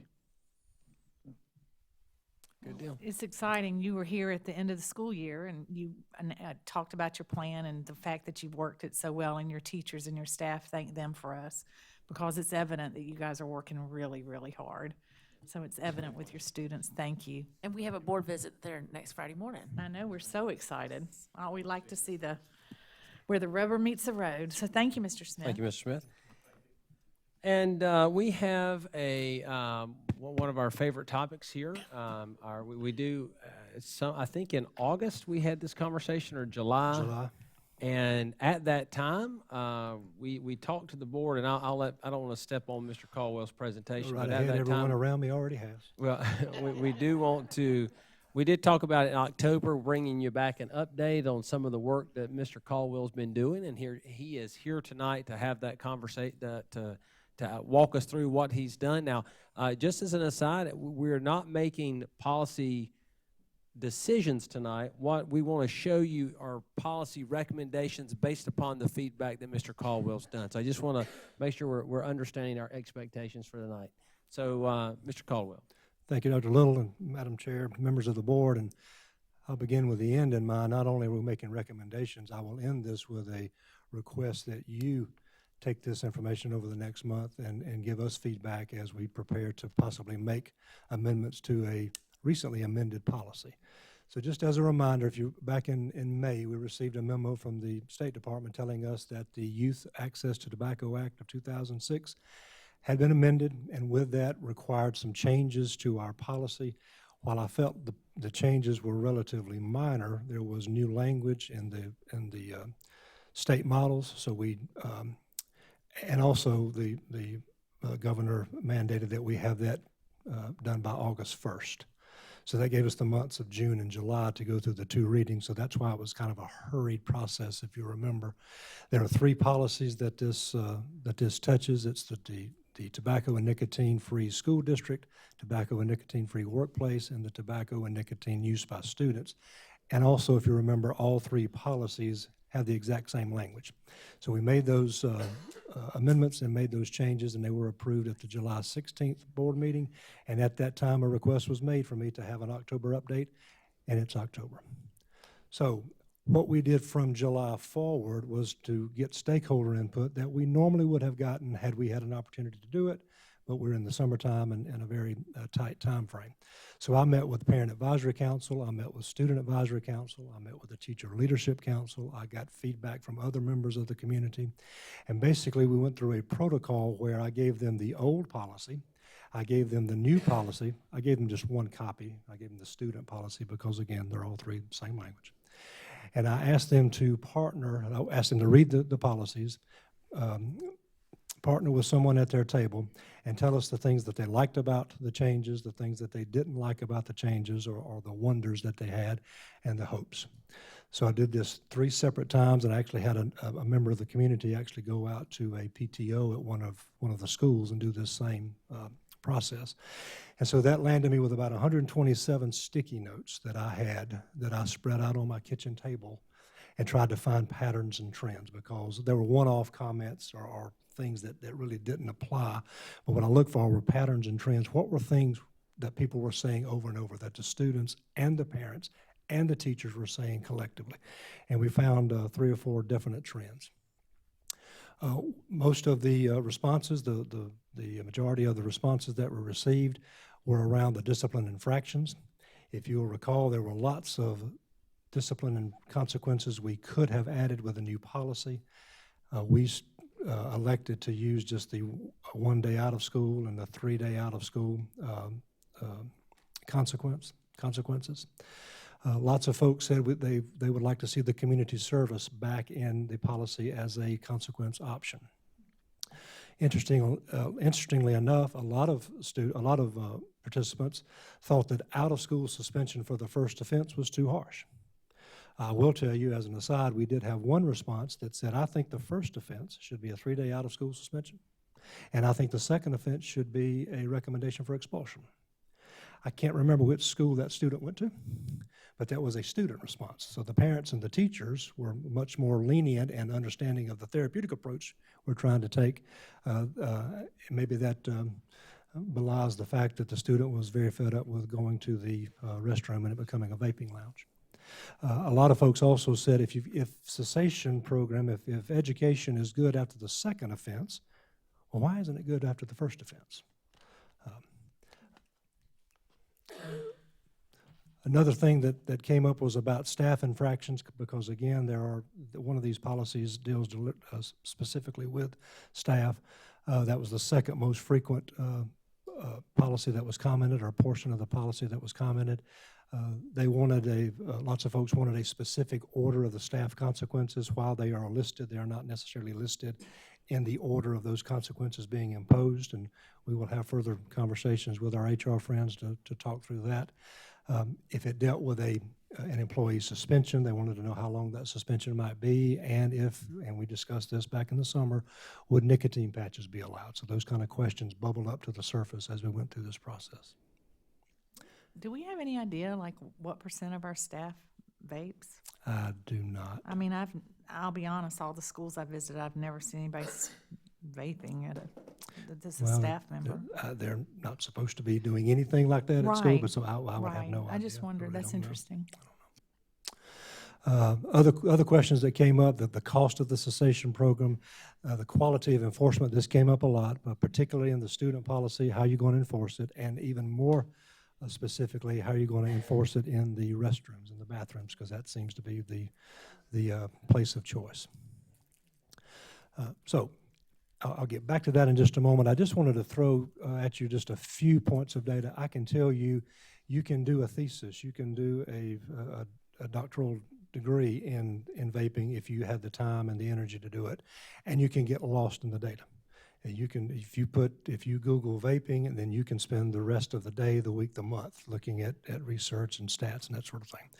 But in Lexington 1, the tobacco violations, and that's in quotes because vaping currently is a tobacco offense, so it's listed in Power School as a tobacco violation. Those violations more than doubled from the 17-18 school year to the 18-19 school year. And this year, of this current year, 19-20, about 95% of all of our tobacco violations are vaping. So cigarettes and dip and those kind of things are very much a thing of the past, and vaping is the tobacco offense of choice. Nationwide, I found this kind of interesting. As of October the 4th, when I was wrapping up this research, there had been, according to the Wall Street Journal, there had been over 1,000 people hospitalized and 19 deaths related to vaping. The CDC, who updates their data every Thursday, as of last Thursday, 1,299 lung injury cases and 26 confirmed deaths. So in 4 days, 7 people died. Now, if you carry that math out, you can see that we're talking about truly an epidemic. In fact, it's so much of an epidemic, I found out just this weekend, and I received a copy of it yesterday from Dave Duff, one of our district's attorneys.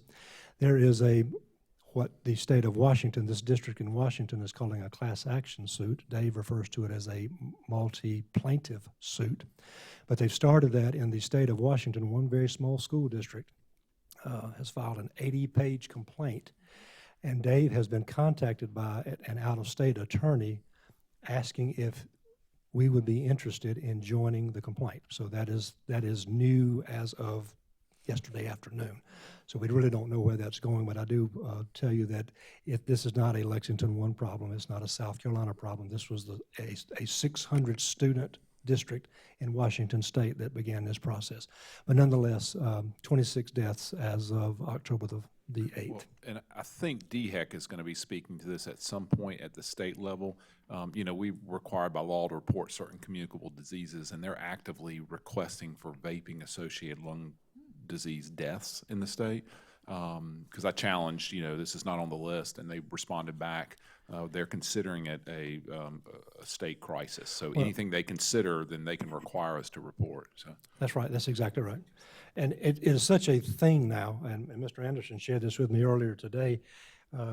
DHEC now has its own name, and I don't know how it's pronounced, but it's EVALI, EVALI, E-Cigarette and Vaping Product Use Associated Lung Industry. So it has become its own category. In fact, juuling, the word juul is now a verb instead of a noun. Juul owns 70% of the market share. They are apparently still building a facility in our backyard, but they currently have, they've become a $10 billion industry. They did it in a matter of months, in fact, 4 times faster than Facebook, but people always look at Facebook as the company that just skyrocketed. Well, in 3 years' existence, they have become a $10 billion with a B dollar industry, and it doesn't seem to be slowing down. Some of the safety concerns, and I present this for 2 reasons. One, to kind of just remind you of, and again, this merely scratches the surface, but it just reminds you, the board, and us as an SLT and as a district of the safety concerns. And it also reminds us that these are the kind of things we probably need, in fact, not probably, we need to do a better job of educating our students and educating our parents and our staff about this, because I don't know that they understand the depth and the breadth of this problem just yet. Most e-cigarettes, as we know, contain nicotine. We also worry about the other pods that they can put in those that may have illegal substances. In fact, 99% of e-cigarettes sold do contain nicotine, although oftentimes they don't advertise. They don't say on the packaging that they do contain nicotine. And we also know about the berry flavors and the mangoes and the watermelons and those kind of things, although they swear that they did not intend to market this to children, and they've apologized profusely. They haven't stopped doing those kind of things. Research tells us that nicotine can harm the developing adolescent brain, and it keeps developing until about age 25. And we're looking at a demographic of 12 to 17, 12 to 18-year-olds in our schools that are mainly the users. More safety concerns, and I don't have to read all this for you, but we know that it affects, nicotine can affect the attention span, learning, mood, impulse control. It actually rewires the brain when those synapses are being formed, and it also increases the risk for future addiction to other drugs. It certainly increases the risk of addiction to nicotine, which Jeff Caldwell believes is the purpose of the juuling to begin with. I think it was first marketed as an opportunity to quit smoking. It seems to have become apparent that it is an opportunity to get hooked on smoking. And this train wreck doesn't seem to have an end in sight. We talk about the vaping. Well, it's not really a water vapor. There is no water in these mechanisms. It's an aerosol. Well, the name in itself, it just lends itself to something that's not good for you. If my wife took her hairspray and sprayed it in my face, which she may have done before, it is not a good thing. It has the substances in this aerosol that bystanders can be affected by also. It contains nicotine, particles that can be inhaled into the lungs. The flavoring, and I don't know if it's diacetyl, I don't know how to pronounce that word, but it's a chemical linked to serious lung disease. There's organic compounds, cancer-causing chemicals. Obviously, the folks are dying from something. And one person commented to me that, well, you know, folks die from cigarettes all the time. Well, they do after smoking 40 years. These folks are dying after smoking for weeks and months or just a few years. So, again, more information about the aerosol that is harmful not only to the user but to bystanders, and we often just don't know what's in those pods. So next steps. We certainly need to increase our student and parent awareness of the dangers of vaping. That's why I've, listing out some of the safety concerns as a reminder to all of us to do a better job with that. I've already talked to Mary Beth in her office about putting some links to the CDC and other sites on our district's website. That is a plethora of information if parents will take and students will take the time to look at that. We are planning on hosting programs to highlight the dangers of vaping. In fact, one is happening next week. You should have received an invitation to that. If you haven't, you're officially invited now.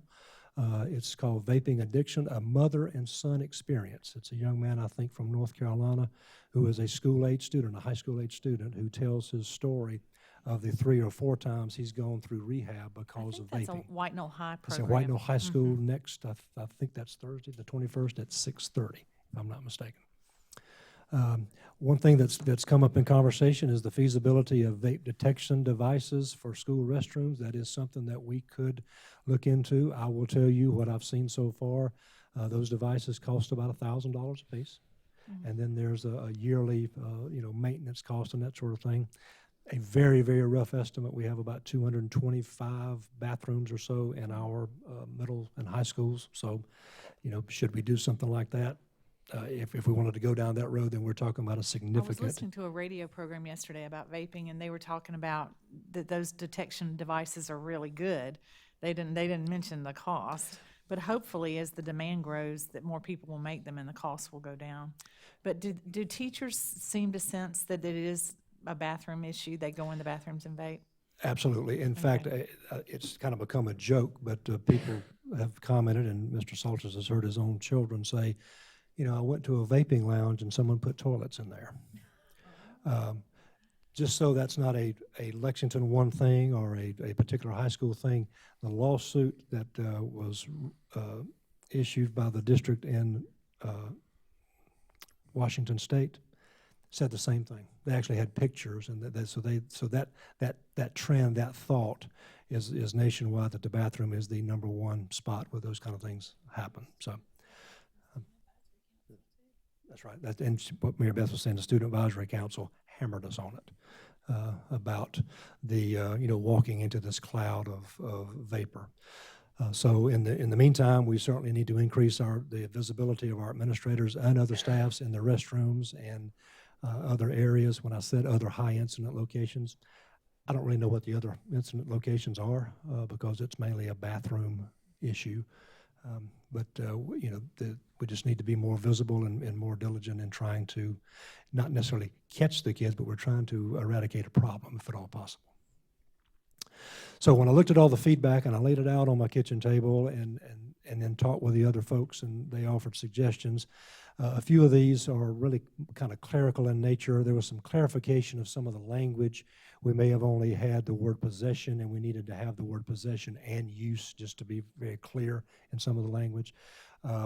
Add the language that the administrators will not only confiscate the items, but they will not return them. I think that was kind of implied, but we want to be emphatic that we're going to take it from you and you're not getting it back. Add community service, as I mentioned earlier, back as a consequence option, and edit the tobacco industry language. That's the paragraph that says we will not accept money from the tobacco industry. Again, imply that we would not accept money from the e-cigarette industry, but we want to be more clear and just kind of change that. Probably the biggest recommended change is to, again, folks overwhelmingly said we don't particularly like OSS first offense, and we don't know why you're waiting until second offense to do the education program. So we thought that we would suggest merging the two. So the first offense, instead of an out-of-school suspension, would be an in-school suspension.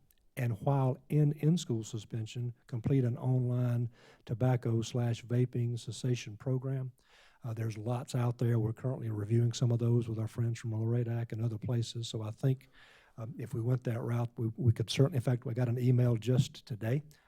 Dr. Talley forwarded to me that there's been some research and some education programs that are being made available to the schools. So we could spend the next couple of months, if we chose to do that, to be sure that we have a program that would meet those needs. And that education needs to show a video of someone dying of this. It's kind of like the crystal meth discussion. I mean, those pictures of people who have used crystal meth in a year or 2 years, I mean, that has incredible street traction. Like the before and after pictures. Part of that education needs to be someone who's dying from a vaping-associated lung disease. And, I mean, I don't know, I'm sure someone's willing to do that for us, to provide that footage for us. Sure, absolutely. That's right, that's right. Like those old Scared Straight programs. Oh, absolutely. I think those are effective. Yeah. And I would just, because I attended the Drug and Alcohol Task Force today, and LORADAC's presentation on vaping was excellent. And I think one of the things about the cessation program, and I'm sure that this is part of your research, is I think it's very important that the cessation program that we require is targeted towards vaping, because one of the problems is these students don't realize that vaping products contain nicotine. I mean, they think they're juuling, cotton candy vapor. That's I mean, they right. really do. And so I think we need to make sure that it's tailored towards, if it's tobacco, they're going to tune out because they don't think that applies to Well, them. and to that point, it could probably be exclusively vaping because think it should, yes. 95% of the offenses now are vaping as we sit. So, so absolutely, it would need to be, if not exclusively, certainly heavy in the vaping. And the more graphic and the more real we can make it, then the better off we can be. We could just make all the students wear scarlet Vs for vaping.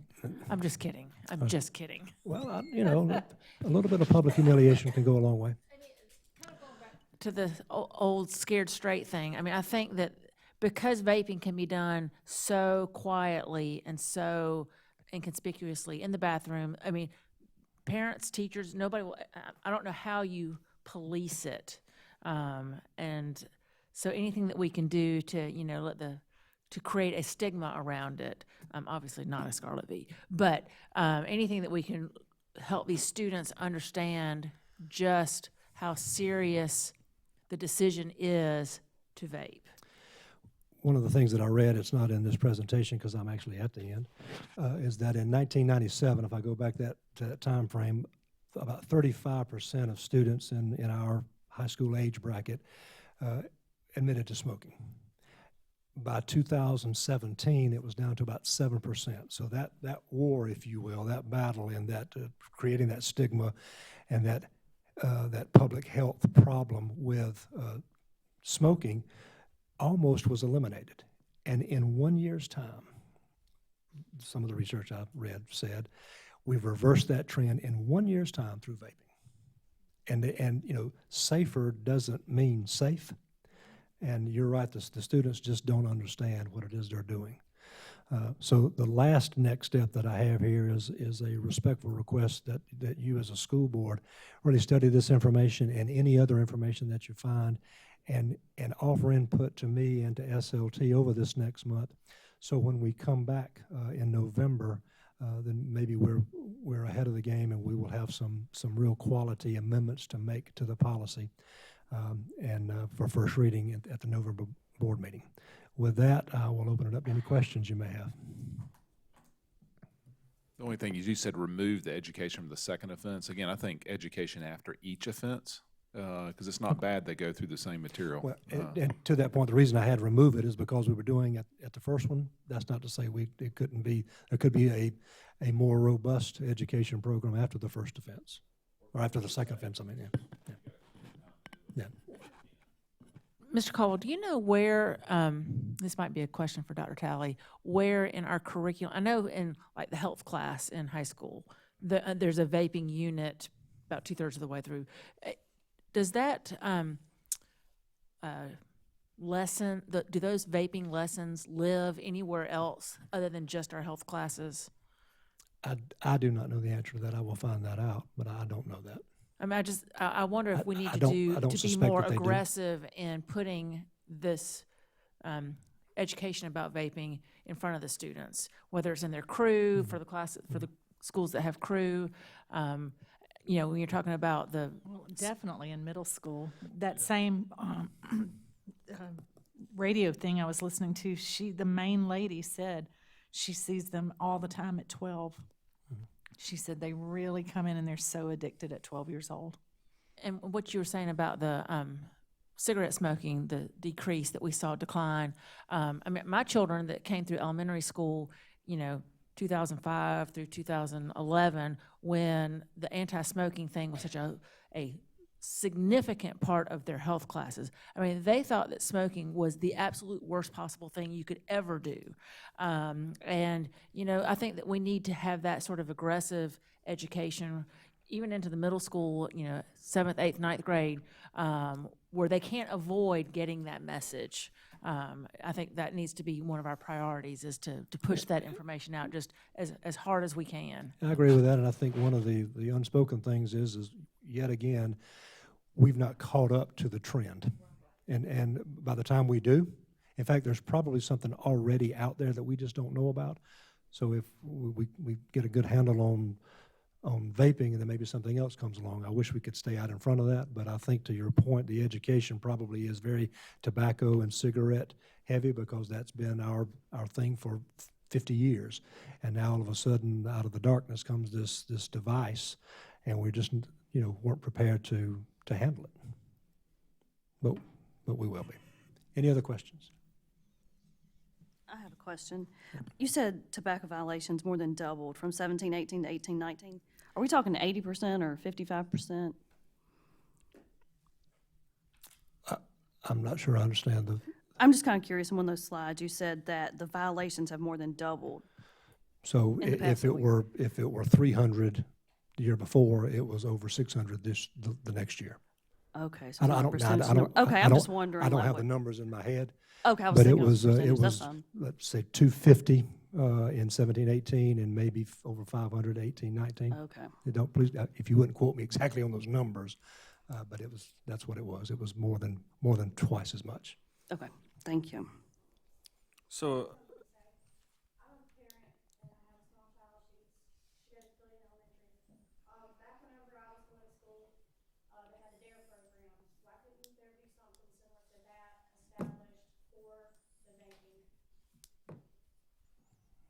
That's a very good suggestion, and we will certainly, like I said, just today, we have a drug task force that the district is a part of, and through RADAC, and so that certainly there I'm sure would be something like that, or something we could develop on our own to do that. So that's a great suggestion. Thank you for that. so a couple observations since we talked about this in July. The trend has gone 1 in 5 for high school students, to 1 in 4, to now we're approaching 1 in 3. For use? For use. And that's felt to probably be a conservative number. And so we're talking, we're approaching, and again, of that, an important figure to remember is that 1/3 of those also go on to put something else in their body. So 33% of 33%, that's a big number.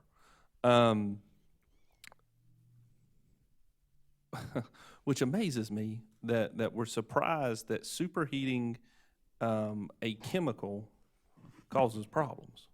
I mean, we live in a world where we're worried about heating up a microwave plastic because it's got a BPA in it, and we're surprised that we're getting sick from this. So I find that shocking. Secondly, we didn't have illness and death 3 months ago. Now we do. So you're seeing a much more captive audience. And I've actually even seen that within my office. So I have now seen multiple patients who have come in who are terrified that something is wrong with their lungs now. And, they've come in and said, I've stopped vaping, but I'm a nervous wreck.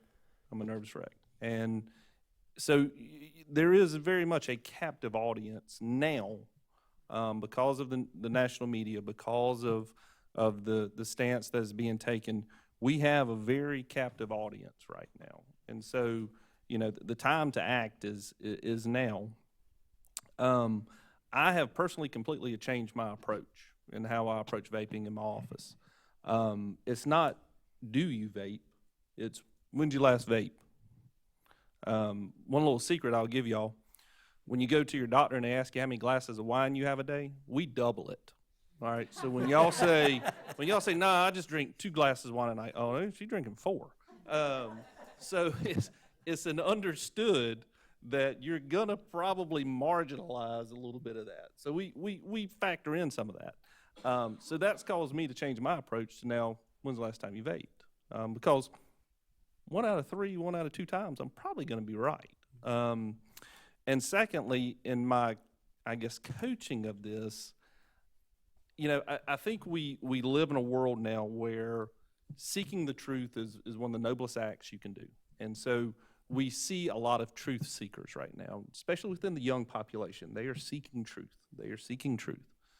And so my approach to them is, you are being lied to, and you have fell for it hook, line, and sinker. You have been told the lie that this is safer. Well, guess what? People are dying. You have been told that, we would never go after you know, the younger groups, well, why do you think they're hiring social media influencers? Where do you spend most of your time? On social media. And so, you know, you've basically been reduced to a profit and loss statement. And that's kind of what I'm telling parents. Remember, your child is now a line on a business's profit and loss statement. And it's sad. It should cause that righteous indignation that should just exist at the parent, teacher, administrator, community level. And that's exactly what it is. That lawsuit, and again, it's 80 pages long, so I haven't read all 80 pages. But it talks about Juul and their 70% market share. It also talks about another company, starts with an A. I don't remember what the name is, but the FDA came down on that company. And as a result, it apologized profusely for marketing to kids. It admitted that the student use was epidemic. It denounced Juul and all of the things that they were doing. I mean, it really just kind of took the high road and made a pledge that forevermore we're going to do a better job of, we're going to market to the adults and leave the kids out of it. And they said it much more eloquently than that, obviously. That was in October. In December, that same company invested $12.8 billion in Juul. The same company that denounced them, that said they were the evil empire, now owns 35% of that company. They also have the largest market share of Marlboro, which is the #1 cigarette, so they got you coming and going. Yeah, and it is about the bottom line. I actually got an update this week from somebody told me Juuling's out.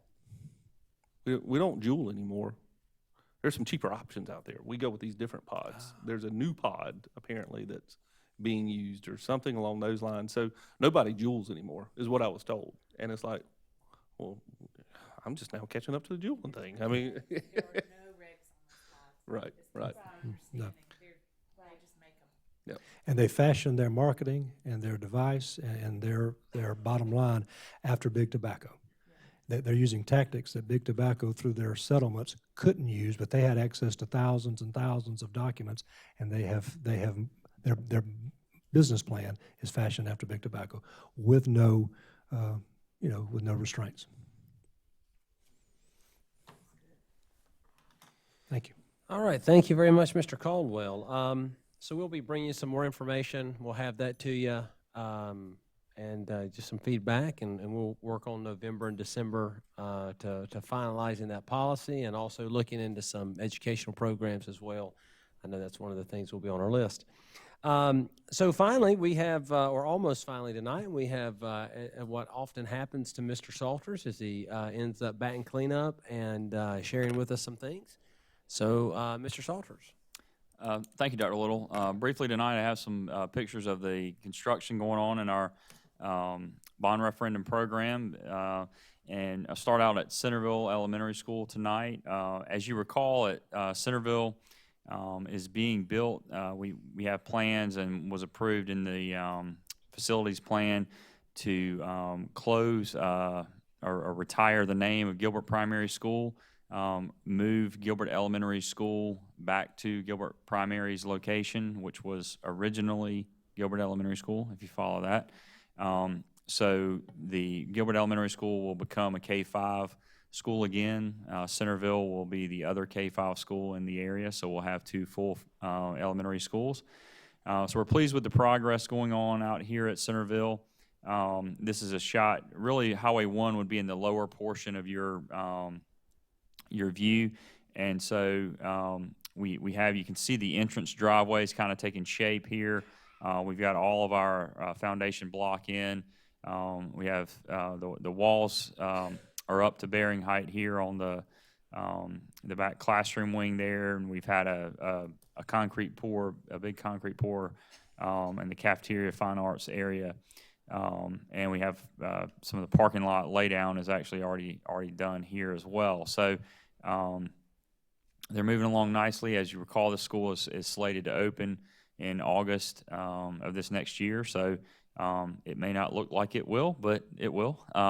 And we've been very fortunate with the weather. We over the last really 4 to 6 months, we've The drought is not good for the community, but it is good for the construction of our facilities. So we're making good progress. This is just a shot of the cafeteria area. That would be the loading dock there on the left side. But good progress there at Centerville. Moving on to Pillion Middle School. Again, just a reminder, Centerville is a prototype of the original Rocky Creek Elementary School plan, and then Meadow Glen and Deerfield. Pillion Middle School is a prototype of Beechwood, and very pleased with the progress going on at Pillion. I've kind of joked with that contractor that they have a 2-year build, but they're gonna squeeze it all into a year and end up beating the Centerville opening. It seems like they're really moving fast out there.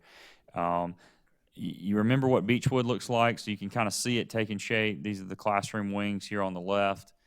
Your cafeteria space is in the back. The kitchen, they're ready for a pour there. You got the crane here that's actually setting steel and decking on the back classroom wing. We've actually got second floor door frames set and masonry going up on the second floor on the A wing there. And then the foundations are laid out. At Pillion, we flipped the auditorium and gymnasium space. And so this is the auditorium here, the gymnasium's in the front. The main office area is, still located here as well. So really good progress out there. The soil conditions are very conducive to, working even when it's wet. We did have a small shower the other night, calling for some more rain this evening that we hope we get. So you can see we're really coming along on this project as well. They have poured or will have poured the kitchen by next week. All of that rough end is taking place, and that's a big deal. There's a lot of stuff going on in that kitchen space that they have to prepare for. When we went to the meeting in Swansea the other night, I rode by there, and I mean, it looks like a school. I mean, Oh, yes. it doesn't look like framing or I could definitely see the school. It's so exciting. Yeah, you can really see the shape coming up, and it's nice to have already seen it, what it looks like in the end, and so having Beechwood built, so you can kind of get a real good perspective of it. Carolina Springs Elementary School, just briefly, this is we have a storage building. One of the projects in the referendum is to put a number of storage buildings around the district, and they're very excited about this building, and it's located in the back near the kitchen area.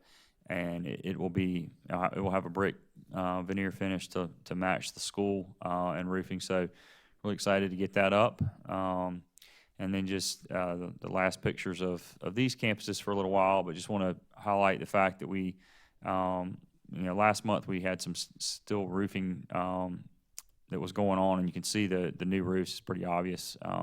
All the cap sheet and everything has been finished there. So we're real pleased with that progress at Lexington High School. That is now completed. And of course, they continue to enjoy their new parking lot surfaces there at Lexington High School. As always, you can check the progress of our building plan at the website. I really appreciate the communications department working with us and getting those pictures up and keeping track of that for us so our community can see these projects firsthand. So I'd be glad to answer any questions you have about those. I just want to say thank you again for you and the whole team, because again, it's amazing all that we're juggling, and I mean, we take it in stride and we can focus as a board on instruction, which ultimately is our goal. But obviously, if you don't have the physical plant to support instruction, you can't even talk about instruction. So thank you again. Absolutely. We got several of the guys here. John and Matt do a tremendous job keeping us on schedule and keeping our architects and contractors moving forward. So really pleased with the work. No retiring in anyone's future, I hope. We have that conversation occasionally. All right, and so we do have a little new business. Mr. Salters, you want to talk about this just a little bit? Yes, Dr. Little, I'll be glad to talk about it. We have a policy for you this evening. It's a little unique situation. This is a policy that the School Boards Association does not have any codification for yet, so I don't have a number for you. So TBD is not the policy number. It is to be determined. As we work with the School Boards Association, to get numbers for this policy. And I left a little handout at your place in the at the boardroom there, and this is a kind of a cheat sheet, if you will, for SEC Rule 15C2-12, and this is a continuing disclosure rule that has recently been enacted, and really in our summary and through in the policy. Going back to February of this year, the SEC did an amendment to this rule, and it's really related to continuing disclosure around our financial obligations as they relate to our bond sales and potential investors in the school district. And so this is a policy for first reading tonight. We in our bond sale, we had an investor and other potential investors ask if we had the policy in our system, and so it's been recommended by our bond counsel that we add this policy to our existing policies that we have related to bonds and our investments, so that it would show our commitment to our investors that we are interested in supporting ongoing disclosure of our financial obligations. And this new ruling really references any additional financial obligations that we may incur, things like a lease or for a computer lease or something like that. We would need to disclose that if we were to enter into something like that, potentially with investors. And there's a website that's kind of a clearinghouse, the EMA website, that all of this information gets posted to. I mentioned Deborah taking over some of those duties from Dina, and that's part of what she does, is make sure all these disclosures are kept current. But we also, we have to release our CAFR every year to these folks, and so this rule and policy just really solidify our commitment to doing that work. So as you review it, I'll be happy to answer any questions that you have related to it, and we would ask for action next month at the board meeting. Any questions I can help you with tonight? Board, any questions or comments for Jeff on that one? Okay, so I guess it'll be codified next month. Oh, Kyle. Dr. Guyton, did you have a question? Well, I was just curious if does this put additional burden on the departments or anything like that? Because I had seen, in one of the examples on the policy, like to deliver to the chief operations officer a detailed list of all existing financial obligations of the issuer, la-da-da-da-da.